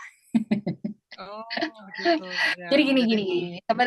Sebenarnya kayak gini. Saya di sini kan berbicara mengenai medis ya, tidak berbicara mengenai keagamaan ya. Gitu. Nah, bagi medis itu sebetulnya asal dia keluar terus merasakan terpuaskan gitu orgasme, ejakulasi, itu tandanya terjadi pengeluaran, ya kan? Nah, itu aman-aman aja tuh buat prostat gitu. Jadi walaupun nggak ada lawannya, tapi melakukan masturbasi di usia itu di atas 20 itu eh, apa namanya menurunkan resiko terjadinya BPH dan kanker prostat gitu. Cuman kan saya nggak bisa menyuruh itu ya. Kalau gitu masturbasi aja gitu kan sebenarnya masturbasi kalau di agama saya itu dilarang gitu. Karena pada dasarnya yang namanya melakukan hubungan seks itu harus ada kesatuan antara pria dan wanita gitu ya. Nah, tapi kan saya nggak ngomong tentang agama masalahnya di sini nih. Ini kan sebagai iya. expertnya kesehatan gitu ya. Gitu. Jadi solusinya memang harus segera mencari lawan ya dok ya. Yang resmi Ya biasa. tentunya. Ya, yang resmi. Kalau nggak resmi nanti timbul masalah lain loh. Infeksi menular seksual. Nah itu dia dok. Ternyata pernak-perniknya banyak banget ini. Oke dok, ini ada lagi pertanyaan nih. Ya. Eh, nah ini dari Sorong dok, ada yang bertanya. Untuk kita yang orang awam, cara membedakan gangguan prostat dengan gangguan ginjal bagaimana ya dok? Kalau dikaji dari nyeri, keduanya memiliki kesamaan yaitu sama-sama Dari nyeri pinggang. pinggang. Ya, Oh iya, tapi kalau gangguan ginjal nggak ada pembesaran prostat. Gitu ya. Jadi Ya, kalau emang pemeriksaannya memang membutuhkan dokter untuk tahu gitu. Misalnya sama-sama nyeri pinggang juga belum tentu cuman ginjal, nyeri nyeri tulang belakang, saraf kejepit juga sama ya, nyerinya nyeri pinggang juga gitu. Jadi kalau oh, sakit di daerah pinggang, itu kalau dokter biasanya kita ada ketok tuh di daerah eh, tulang rusuk. Ada tulang rusuk kan, ada apa sih? Tulang vertebra itu apa tuh ya nama ini kayak tulang punggung. Nah, tulang punggung kita itu tulang yang ada tulang belakang beberapa. itu dok, Iya, yang tulang tulang belakang belakang itu. ya. Ya, tulang belakang. Terus kan ada rusuk kita tuh ya. Rusuk tuh yang ini iga-iga gitu ya. Nah, Oh ya, antara ruas-ruasnya itu. iya antara tulang belakang sama iga. Nah, di situ kan ada segitiga tuh. Nah, di situ kalau Lumbal kita kan dok, iya lumbal, tapi di lumbal. pinggirnya kiri kanannya. Kalau kita tok gitu di situ kita pukul dikit kayak buk gitu ya, tuk gitu dikit ternyata sakit. Itu yang kita ketok adalah bagian ginjal. Mungkin di situ ada masalah gitu. Tapi mendiagnosa itu kan butuh dokter, jadi nggak bisa jadi main dokter-dokteran juga. Nah, jadi harus tahu tentukan dulu diagnosanya tuh apa gitu. Memang bakal beda banget. Kalau pada sakit ginjal itu nggak akan ada pembesaran prostat. Nah, tapi kanker prostat yang apa namanya kanker prostat itu bisa menyebar ke tulang gitu, jadi sakit di daerah tulang belakangnya. Nah, tapi si kanker prostat sendiri atau BPH sendiri nih ya, ibu dan para leader sekalian, bapak-bapak semua, itu kan kita tahu prostatnya membesar. Berarti si apa namanya kandung kemih yang di atasnya ini bisa terjadi ada infeksi ya kan, karena urinnya nggak bisa keluar gitu loh, yang tadi urin nggak bisa keluar karena kesumbat gitu prostat yang gede. Nah, kalau misalnya di situ banyak urin, banyak bakteri, nah itu infeksi bisa naik ke daerah ginjal juga. Gitu. Jadi infeksinya bisa naik ke daerah ginjal, akhirnya ginjalnya jadi bernanah. Itu bisa terjadi komplikasi seperti itu. Makanya jadi kita perlu tahu juga dan harus didiagnosa oleh tenaga medis juga sih gitu. Ya, Gitu ya itu dok ya. bedanya. Oke, berarti kalau sudah mulai ada keluhan di sekitar pinggang, memang harus segera diperiksakan ke dokter ya dok, kalau begitu ya. Iya, Seperti itu. betul. Karena kan ternyata kan banyak apa namanya banyak banyak diagnosa yang bisa di ini ya, bisa Iya, nanti terjadi salah kan. diagnosa. Hmm, hmm. Ya, oke oke. Ya, semoga bisa dipahami ya oleh yang bertanya. Nah, ini ada lagi yang bertanya. Oh, tadi sudah ya. Oh, ini dok. Kalau tadi kan disampaikan kalau yang sudah kena prostat ya, itu tidak boleh pakai Omevia.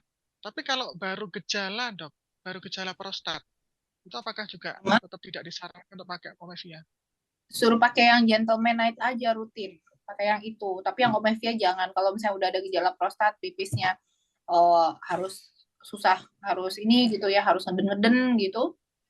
Itu Ya, baik mulai jangan nggak pakai lancar gitu omega. ya. Karena kemungkinan besar masalah yang Lutz tadi ya, yang pipis malam-malam pipis kebangun-bangun gitu, terus kemudian pipisnya harus ngeden, harus pancarannya melemah, itu sih kalau dicek mah hampir kebanyakan ya BPH itu gitu. Jangan Ya, udah ini gitu. Sebenarnya nggak ada gejala sih. Jadi kalau saya tuh nggak terlalu suka yang abu-abu ya. Jadi gejala ini, gejala itu gitu. Itu sebenarnya apa ya, gejala-gejala itu kayak gejala tipes gitu. Menurut saya tuh nggak ada gitu. Tipes ya tipes, bukan ya bukan gitu. Bukan tipes ya bukan tipes. Jadi nggak ada gejala tipes atau gejala. Jadi penyakit itu kalau menurut saya itu diagnosa itu tepat, harus harus tajam gitu. Diagnosa itu harus tajam. Kalau misalnya belum pasti ke arah situ tuh cari supaya pasti itu benar nggak sih diagnosanya. Jadi jangan puas dengan uh, apa pada diagnosa gejala ini atau kemungkinan ini, itu harus tahu kemungkinan itu, harus dicari lebih dalam bahwa saya tuh sakit apa sih gitu ya. Jadi jangan puas pada gejala karena pada dasarnya semua itu tidak abu-abu. Diagnosa itu harus tajam, makanya terapi itu harus berdasarkan diagnosa gitu. Karena kita juga ada kan gejala hamil, nggak ada kan gejala hamil hamil hamil enggak gitu kan. iya, iya, Gejala iya, demam berdarah gitu kayak apa sih kalau kata saya ya, ya demam berdarah ya kalau digigit nyamuk, nyamuknya ada ya kena ya, dan ternyata dicek NS1-nya ini gitu positif, ya udah demam berdarah gitu, gejala demam berdarah. Ada yang demam berdarah tingkat 1, 2, 3, ada yang demam berdarah, ada yang demam denggi. Nah, itu ada apa keparahan, derajat keparahan. Nah, itu ada, tapi kan diagnosanya ada demam berdarah gitu. Jadi nggak ada gejalanya Kadang, gitu ya. kadang kalau orang awam suka menyimpulkan sendiri, Dok. Gitu ya. Nggak apa-apa. Oke. Kadang-kadang sebenarnya tenaga medisnya sendiri juga, dokternya juga yang ngomong. Ini Oh, gejala gitu. ini ya, gejala tipes. Oh, gitu ya kan. Taunya dari dokternya juga kan ngomongnya kayak gitu. Iya.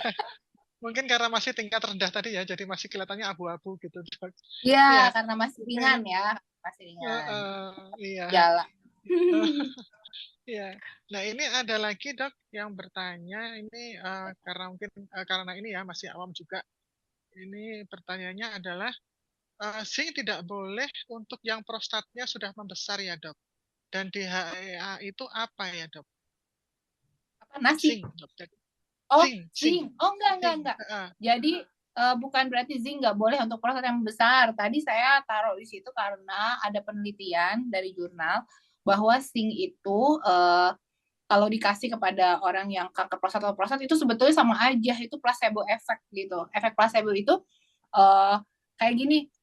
Efek placebo itu artinya kalau misalnya apa ya? Contohnya gini. Ada orang sakit mah gitu ya. Ada orang sakit mah, terus ada dua orang nih sakit mah. Yang satu dikasih obat mah, yang satu dikasih kapsul kosong, tapi kapsulnya warnanya sama. Itu sama-sama nelen. Yang tapi dua-duanya ngerasa sembuh karena dikasih obat, ya kelihatannya dikasih obat yang sama. Tapi satunya dikasih obat mah beneran, satunya dikasih kapsul isi tepung lah gitu ya misalnya. Tapi dua-duanya merasakan sembuh gitu. Aneh nggak? Itu bisa terjadi nggak? Bisa gitu. Bisa terjadi dua-duanya sembuh gitu. Tapi yang dapat kapsul isi terigu kosong gitu ya, itu sebetulnya adalah efek placebo dari si kapsul. Dia merasa dia udah minum obat dan obat itu menyembuhkan dan akhirnya dia merasa sembuh dan akhirnya sembuh gitu.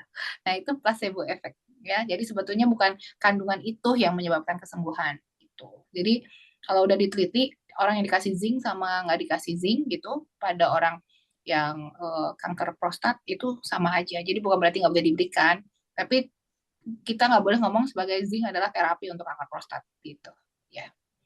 Terus DHEA, DHEA itu dehidroepi apa namanya aldosteron. Nah itu adalah sebuah hormon yang dihasilkan oleh tubuh kita gitu ya. Nah DHEA itu sebenarnya ibu dari semua hormon, ibu dari semua hormon di tubuh kita gitu. Itu cikal bakal menjadi beberapa hormon ya. Nah, memang DHEA itu dia bisa melindungi tubuh dari diabetes, dari obesitas gitu ya. Terus dia punya efek juga untuk apa menurunkan kolesterol, nah meningkatkan libido gitu. Nah, tapi karena dia dehidroepiandrosteron itu meningkatkan sintesis testosteron. Yang seperti kita ketahui testosteron ya, jadi dia bisa apa kan ibu dari semua hormon. Nah, testosteron itu dibentuk dari situ juga salah satunya ya. Nah, itu eh, jadi si estrogen dan testosteron berasal dari DHEA yang ada di badan kita. Nah, karena kita tahu tadi tingginya testosteron itu menyebabkan proliferasi sel atau BPH-nya. Jadi maksudnya lebih gampang uh, membelah selnya dan akhirnya menjadi bertambah banyak gitu. Itu DHEA. Jadi cikal bakalnya estrogen dan testosteron lah gampangnya gitu. Nah, estrogen sendiri itu kan melindungi kenapa wanita lebih jarang kena serangan jantung dibanding pria? Karena dia punya estrogen gitu. Dan estrogen di dalam tubuhnya dia itu melindungi dia dari serangan jantung. Makanya kita tahu serangan jantung lebih banyak pada pria ketimbang pada wanita. Tapi pada wanita yang sudah menopause karena estrogennya sudah turun, kejadian serangan jantungnya akan sama dengan pria. Gitu. Jadi makanya di tubuh kita itu butuh yang namanya keseimbangan. Jadi nggak ada yang harus banyak loh gitu estrogen ya, nggak juga. Tapi kebanyakan estrogen muncul kanker payudara gitu ya. Nah testosteron juga bukan berarti kita harus turunin kadar testosteron serendah-rendahnya. Oh itu kita jadi nggak punya libido itu, nggak punya selera, nggak bisa berdiri lagi. Iya, iya. Ya jadi semuanya harus seimbang gitu intinya ya. Oke. Gitu. Ya, jadi semuanya memang harus seimbang. Oke, ya. Ini Ya. semakin malam pertanyaan semakin menarik nih, Dok. Semakin banyak Banyak yang ya. tanya. Ya, ini ada yang bertanya, Omevia itu untuk kontraindikasi sakit apa namanya? Oh, saya ulang ya, Dok ya. Ya, ya. Omevia itu untuk kontraindikasi sakit apa saja selain prostat. Untuk ambeien bagaimana? Omevia apakah aman, Dok? Oke. Jadi kalau untuk ambeien itu disebabkan karena pelebaran pembuluh darah di daerah anus, ya. Ini sebenarnya kita harusnya bahas sendiri tentang ambeien gitu. Oh Nanti jadi iya, tema. Tapi saya kasih jawaban singkat aja dulu ya. Nah, iya, oke. ambeien itu kan terjadi pelebaran kayak varises atau pelebaran pembuluh darah. Tahu kan ibu varises di kaki itu bapak ya yang apa pembuluh darahnya nojol-nojol. Nah itu terjadi di dalam anus. Nah itulah terjadi yang namanya ambeien gitu. Nah terus kalau kena gesekan yang kayak pupnya keras gitu di daerah pembuluh darah situ, akhirnya kayak kayak kita di hidung kalau misalnya banyak pembuluh darah terus kemudian kita ngupil-ngupil akhirnya kan darahnya jadi mimisan ya di pantat gitu juga sama di daerah anus itu kalau pembuluh darahnya di situ varises atau nongol di depan terus kemudian apa namanya dia kelewatan pup yang kasar gitu. Nah, itu bisa menyebabkan pendarahan, makanya suka pup berdarah gitu ya. Nah, itu namanya ambeien ya. Nah, kalau untuk ambeien sih sampai saat ini jurnal yang saya lihat mah belum ini ya, belum ada kontraindikasi ya. Karena dia sebetulnya memperbaiki pembuluh darah juga ya, ada omega 3-nya gitu kan. Nah, tapi untuk hormonal ke arah ambeien itu sepertinya tidak ada. Tapi saya perlu menelaah jurnal lebih dalam lagi ya. Jadi sampai saat ini sih saya masih bilang itu tetap masih bisa dipakai. Begitu. Untuk kasus ambeien ya. Terus Ya, kalau untuk yang kasus selain prostat apa, Dok, yang untuk Omevia tidak boleh diberikan atau tidak disarankan lah begitu. Selain kasus prostat. wah itu jadi ini ya, jadi banyak banget ya. Banyak ya, banyak kasus ya, Kayaknya banyak sih enggak penyakit sih. juga. Kayaknya sih, nggak terlalu ini juga karena ini yang perlu dikhawatirkan itu kan adalah imbalance hormonnya aja nih. Jadi masalah hormonal hormonal imbalance gitu yang mungkin harus sedikit belajar gitu untuk dalam penggunaan Omevia. Tapi kan masalah hormon imbalance itu dikit ya, kecuali masalah libido, masalah kanker-kanker itu nanti harus dicek per kanker. Apakah kanker itu jadi kanker nih kayak kanker beberapa kanker itu ada yang berkaitan sama hormon gitu ya kayak kanker payudara tapi nggak semua kanker payudara juga berkaitan sama hormon gitu. Nah itu yang kayak hormon DHEA gitu-gitu nggak boleh gitu ya. Kanker payudara yang memang berkaitan sama hormon karena dia kan akan menjadi cikal bakalnya estrogen juga gitu. Estrogen tinggi juga nggak boleh buat kanker payudara kan. Tapi itu juga nggak semuanya kanker payudara tuh. Ya jadi harus dikonsultasikan aja sih nggak apa-apa makanya kan sekarang di One More udah ada dokter konsultan jadi bisa tanya lebih Iya, dalam ya nanti kita juga oke akan ya. mempelajari lebih dalam tentang ini topiknya kan banyak nih gitu terus Ya, nanti kan di YouTube juga ada judul-judulnya jadi nanti bisa dicocokin sama orang yang kita temui juga ya dia punya kasus apa gitu ya. ya, Dok. So Oke, far sih yang siap, berkaitan Dok. sama hormon aja kalau yang nggak berkaitan sama hormon nggak masalah. Aman ya, Dok ya. Terutama yang untuk Iya, terkait dengan otak aman ya, Omevia. Ya, oke. iya. Ini ada yang testimoni, Dok.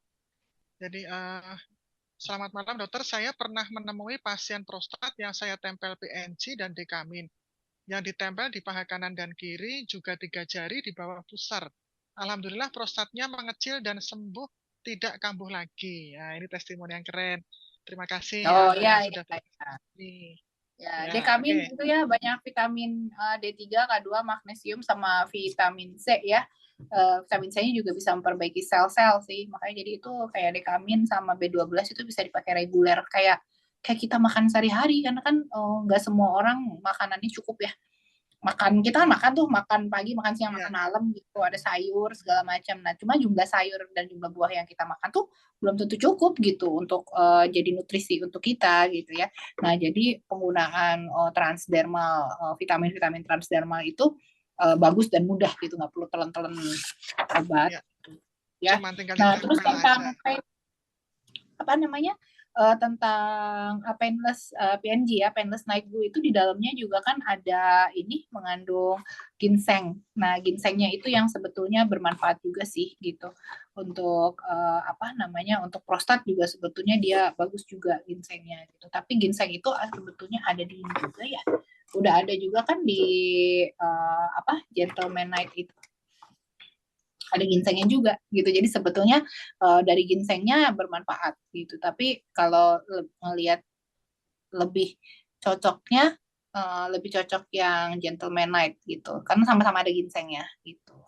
Dan ada tambahan yang lainnya ya. Gitu, yang ada si tongkat ali, maka sama Ormus officialis gitu ya. Oke. Ya. Jadi PNG itu Oke. sebetulnya juga bagus banget dalamnya ya. Dari, kayak semuanya bisa dipakai, itu bisa dipakai kayak kayak nutrisi harian gitu. Jadi untuk support kita itu dipakai tiap hari itu juga bagus gitu yang PNG itu. Ada ginseng, ada glukosamin, ada saponin. Saponin juga ada antibakterinya dalamnya ya, anti jamurnya. Terus germanium, kalsium, potasium, magnesium ya itu mineral-mineral kecil yang sebetulnya dibutuhkan oleh tubuh gitu. Tapi kadang-kadang kita kurang dari makanan kita sehari-hari gitu. Jadi itu bisa dipakai harian. Tapi memang kalau yang kita ngomongin tentang khusus prostat itu yang sangat strongly recommended itu yang Gentlemanite gitu ya. Oke, ya, ya semoga bisa dipahami ya oleh Bapak Ibu semuanya. Dan ini ada pertanyaan yang hampir sama, Dok. Jadi yang pertama, bisakah produk-produk One More kalau dipakai terus-menerus bisa memperbaiki keturunan? Ini ada juga yang pertanyaan juga hampir sama. Ya. Perbaikan keturunan ya, nanti itu kita kayaknya butuh topik khusus juga Sesi nanti sendiri kalau ya? mau ya. Iya, itu pasti Oke, banyak ditampung dulu kalau gitu, Dok. Siap, apa ditampung dulu. namanya banyak Karena produk One More. Jadi perbaikan keturunan itu harus dilakukan dua belah pihak, baik oleh prianya dan wanitanya ya, karena kesuburan itu membutuhkan dua belah juga kan, sperma dan telur ya gitu. Jadi nggak bisa sebelah doang gitu ya. Nah itu banyak ya, produknya One More yang ya. dipakai untuk itu. Nah mungkin kalau kita bikin sesi itu nanti akan ada muncul rekomendasinya yang dibutuhkan untuk memperbaiki keturunan apa-apa aja gitu ya. Oke, siap, Dok. Jadi tunggu tanggal tayangnya gitu ya, Dok ya. Dicatat Oke. ya, berarti ada yang pengen materi itu gitu. Oke, ditampung berarti ini tadi. Siap, Dok. Kita tampung nanti jadi yang tidak pertanyaan yang belum terjawab saat ini. Ya.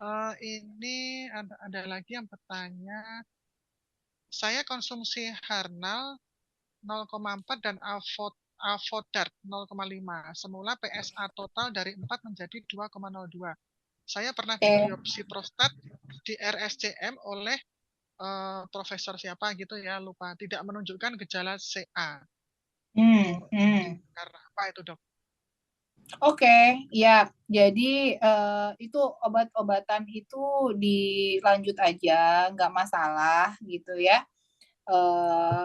Apa namanya Harnal yang tadi kan alfa 5 reduktase inhibitor yang tadi saya bilang itu berfungsi untuk menghambat pembentuk dari testosteron itu supaya tidak berubah menjadi dehidrotestosteron sehingga tidak jadi testosteron yang ada di dalam tubuh Bapak itu tidak menyebabkan peningkatan jumlah sel. Jadi BPH-nya nggak tambah gede gitu ya. Jadi selnya nggak tambah besar gitu.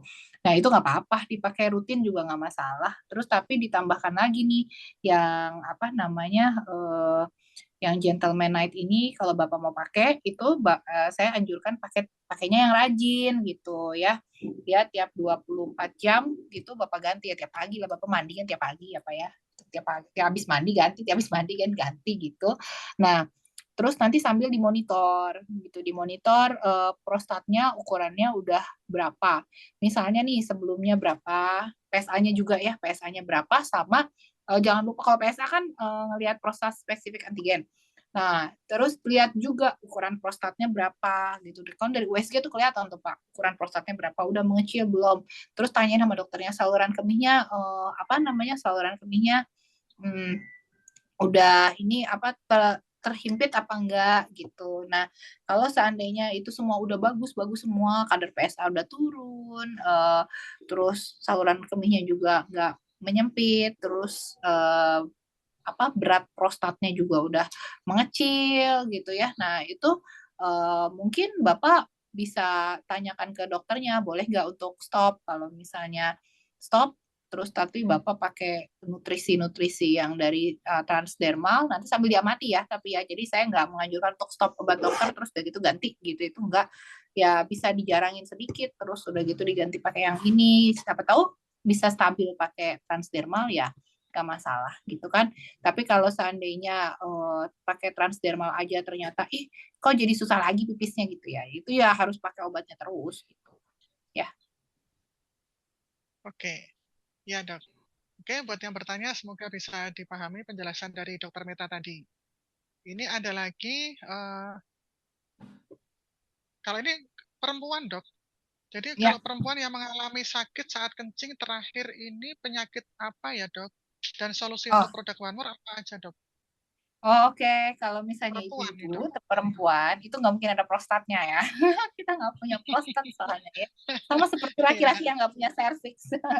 Kita nggak punya prostat. Iya. Nah, itu sih infeksi saluran kemih kemungkinan ya. Tapi ibu bisa ngecek kalau mau yakin, cek urin aja di laboratorium, di dalam urinnya ada apanya gitu.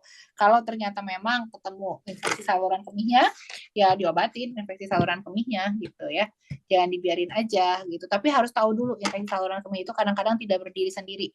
Jadi cuman infeksi saluran kemih atau ada batu di saluran kemih. Nah, itu perlu dideteksi dulu gitu. Nah, kalau memang ada infeksi saluran kemih, saya memang sarankan tetap perlu menggunakan antibiotik. Jadi jangan alergi sama yang namanya antibiotik. Oh, saya nggak mau nih sama sekali minum antibiotik, jadi nggak sehat minum antibiotik.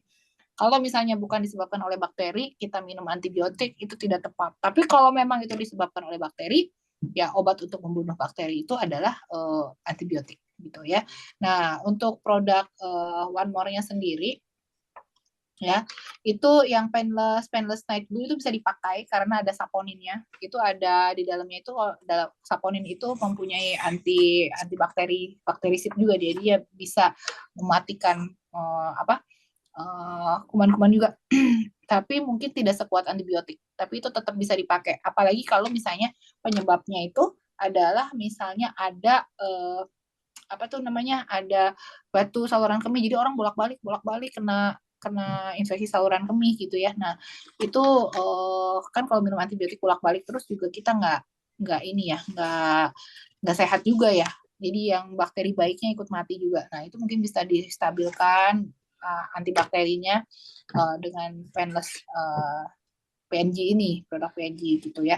Nah, sama kayak kita makan bawang putih juga punya aktivitas antibakteri. Tapi ya kalau kita makan bawang putih terus banyak-banyak mulutnya jadi bau ya gitu. Nanti dicium sama suaminya gimana bu rasanya ya? Bawang putih. Keringatnya juga bau ya dok ya? Iya Keringatnya benar. kan dari bau juga. Iya betul Iya. sekali.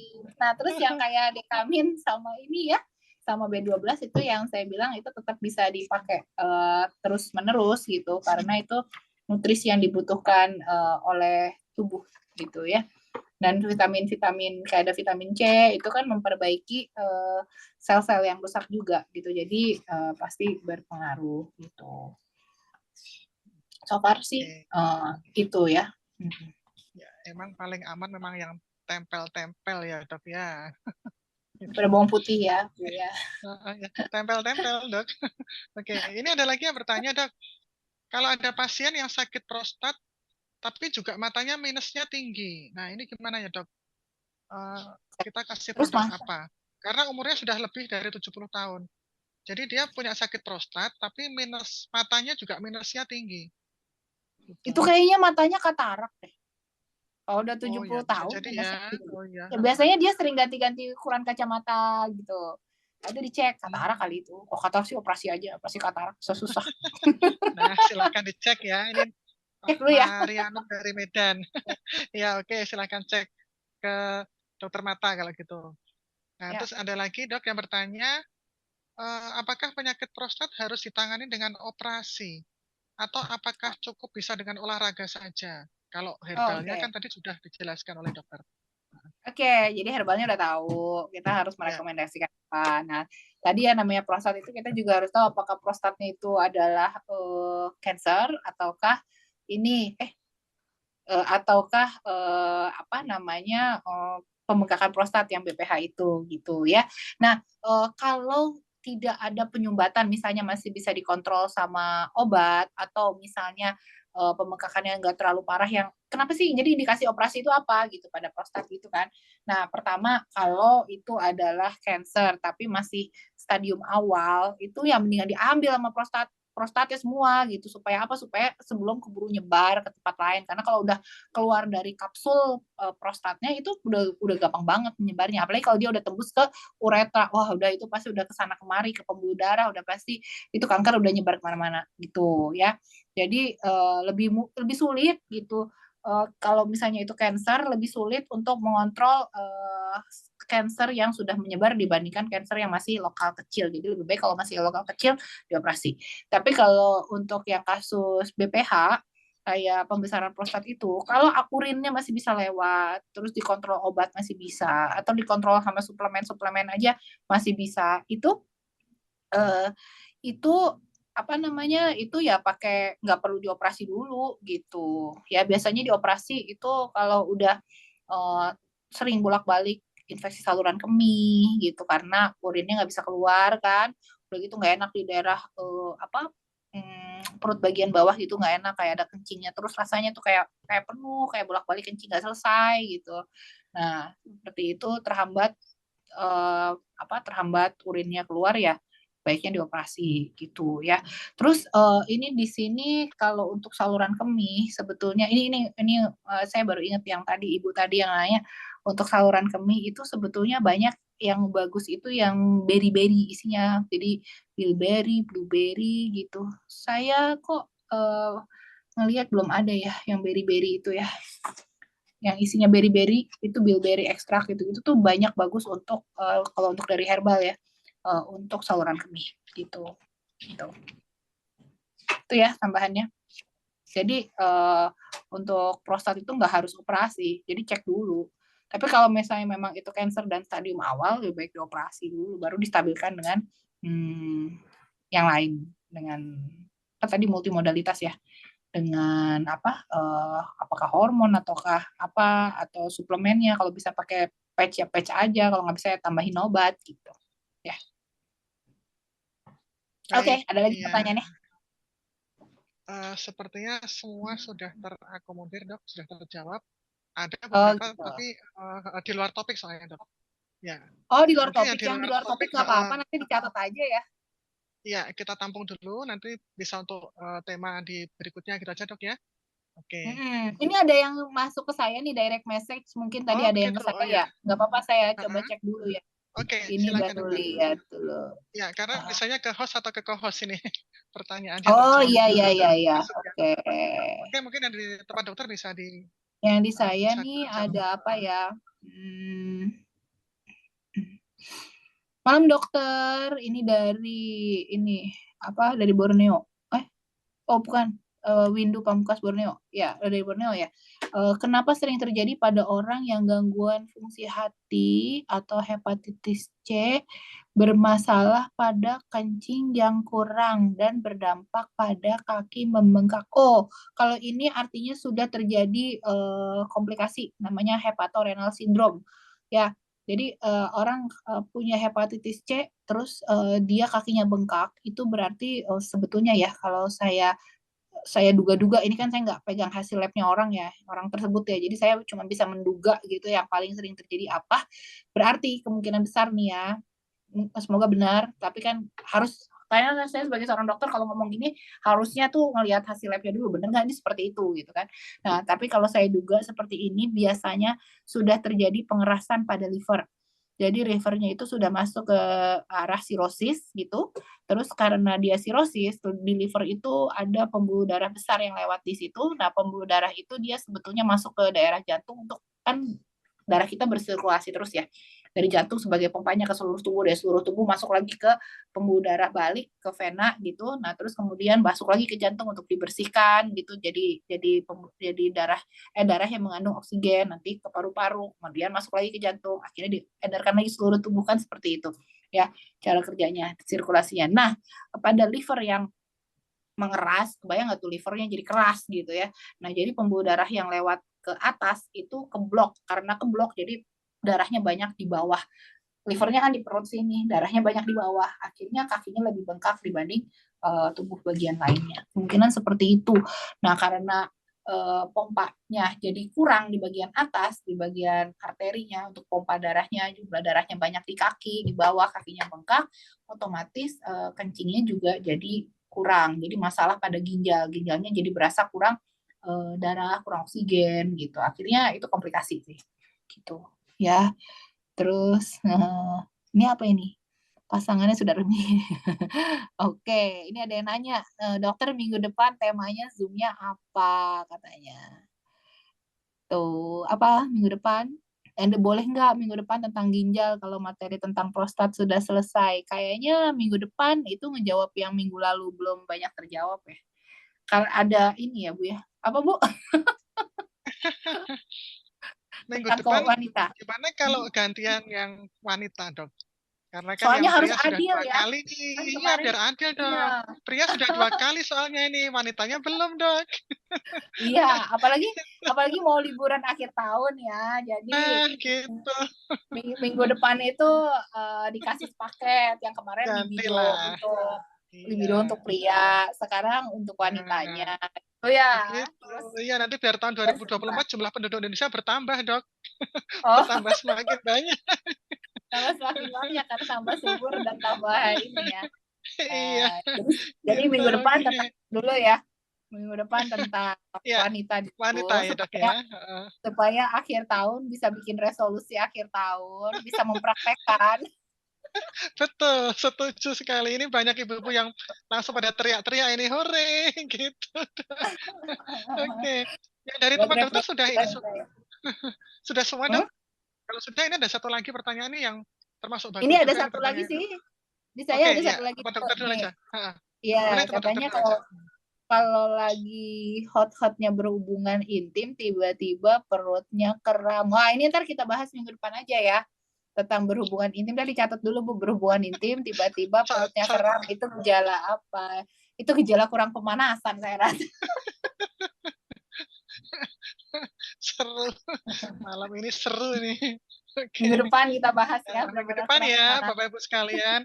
Jadi pastikan jadwal minggu depan dikosongkan semuanya khusus untuk kita bersama dengan Dokter Meta. Ya, Ya, siapa? di Ini acara ada Ibu Puji sama Pak Edi apa ya? Tema minggu depan reproduksi wanita. Oh, siap. ya, oke, Reproduksi dicatat, wanita ya. ditampung. Tadi ada pertanyaan apa Bu katanya? Ya, ini dari yang masuk ke tempat kami. Lemah syahwat apa benar obat kuat bisa sebagai perangsang itu aman, Dok, secara jangka panjang. Nah, kemudian juga untuk gangguan kejantanan kami pria-pria gitu. Dan ini juga dokter sering kencing dalam waktu nggak sampai 1 jam, bisa kencing bolak-balik ke WC lebih dari 5 kali. Apakah ini gejala prostat? Iya ya, Dok ya? Oh Gejala iya prostat iya iya. pasti ya. Oke. Nah, untuk yang lemah syahwat sebetulnya minggu lalu udah dibahas ya. Jadi bisa Ya, mungkin telat diputar ya. ulang lagi secara detail gitu. Berbahaya apa enggak obat-obat Obat kuat kuat. itu gitu. Mm. Memakai secara jangka Ya panjang. sebetulnya obat-obatan apa yang bisa dipakai, suplemen apa yang bisa dipakai itu ada 4 jenis ya minggu minggu lalu ya. Apa suplemen tempel transdermal kita itu ada 4 yang bisa dipakai gitu ya. Tapi obat-obat kuat itu tergantung isinya tuh apa gitu. Ya kalau isinya testosteron semua, awas hati-hati dipakainya, ya boleh-boleh aja. Cuman ya hati-hati, takutnya nanti jadi memicu hormonal imbalance kan. Kalau nanti hormonal imbalance, akhirnya bisa jadi ya BPH, prostat, banyak komplikasi yang lainnya gitu. Terus secara hormonal juga jadi kalau dimasukin hormon-hormon pada saat sebelum harusnya dimasukin gitu, itu sintesis hormon di kita kan diatur sama otak nih. Terus otak itu merasa jadi males gitu loh. Kan udah disuplai terus gitu. Sama kayak kita punya anak kan, anak kita kalau misalnya dikasih uang terus gimana sih? Dia malas cari kerja loh udah gedenya, bener nggak gitu. Nah otak kita juga sama nih. Kalau dikasih testosteron, terus ya dikasih penstimulan libido, terus gitu. Terus itu kan merasa si otak merasa oh testosteron kamu udah cukup kok. Berarti aku nggak usah nyuruh ini ya nggak usah nyuruh badanmu untuk produksi testosteron. Akhirnya suatu saat testosteron yang nggak dikasih, si otaknya udah keburu malas dan tidak bisa memproduksi itu lagi. Itu ya. Jadi ada inhibisi negatifnya dari situ. Nah, jadi nutrisi, terus gimana dong kiat-kiatnya untuk mencapai libido yang oke? Itu harus nonton edisi minggu lalu. Ya, Ya, selamat menyimak edisi minggu lalu ya, yang ada di rekaman yang ada di YouTube. Ya, oh udah silakan ditaruh Bapak YouTube Ibu ya. sekalian. Ya, ada. Oke. Ya, dari tempat dokter sudah nggak ada lagi ya, Dok ya? Dari tempat kami sudah Uh, habis ini, Dok. Iya, kayaknya, udah habis sih. Udah ya? Udah, Oke, ya. ya. Semoga semua pertanyaan dari Bapak Ibu sekalian bisa terjawab dan bisa terpuaskan pada malam hari ini. Karena besok, minggu depan kita akan ganti tema, gantian untuk para kaum hawa. Iya. Oke, dokter, terima kasih sekali atas penjelasan pada malam hari ini yang sangat luar biasa, dan kami juga, ilmu yang bisa kami terima pada malam hari ini betul-betul sangat gamblang, dokter. Itu dan sangat jelas sekali. Dan juga, terima kasih juga untuk semua peserta yang pada malam hari ini, hadir di ruang Zoom ini. Juga ada beberapa tenaga kesehatan juga ya yang ikut bergabung bersama kami semuanya. Dan juga terima kasih kepada tim player dari One More Academy yang saat ini berada di balik layar, yang ikut mendukung, apa namanya, di dalam hal kelancaran, acara Zoom pada malam hari ini. Semoga apa yang kita dapatkan, ilmu pada malam hari ini bisa bermanfaat untuk kita semua dan juga untuk orang-orang di sekitar kita. Oke dokter, terima kasih sekali Ya. lagi atas waktunya, dan kita insya Allah kita bertemu di minggu depan dengan tema yang tentunya tetap menarik untuk bisa kita simak. Oke baik, saya Dewi Amalia dari Solo, mohon maaf apabila, ada kekurangan di dalam penyampaian saya, dan operator kita bersama yaitu Ananda Ravan juga mohon maaf apabila ada kekurangan. Baik, terima kasih Bapak Ibu sekalian, sampai jumpa minggu depan. Assalamualaikum warahmatullahi wabarakatuh. Salam sehat, salam bahagia, dan salam berkelimpahan untuk kita semuanya. Dan acara malam hari ini tidak akan meriah tanpa moderator kita. Kita berikan tepuk tangan dengan mengetikkan angka 111 untuk Ibu Dewi Amalia. Ya, terima kasih Mas Ridwan dan juga semuanya. Uzandı seninle sonsuza, o güneş hep doğacak mevsim bahar.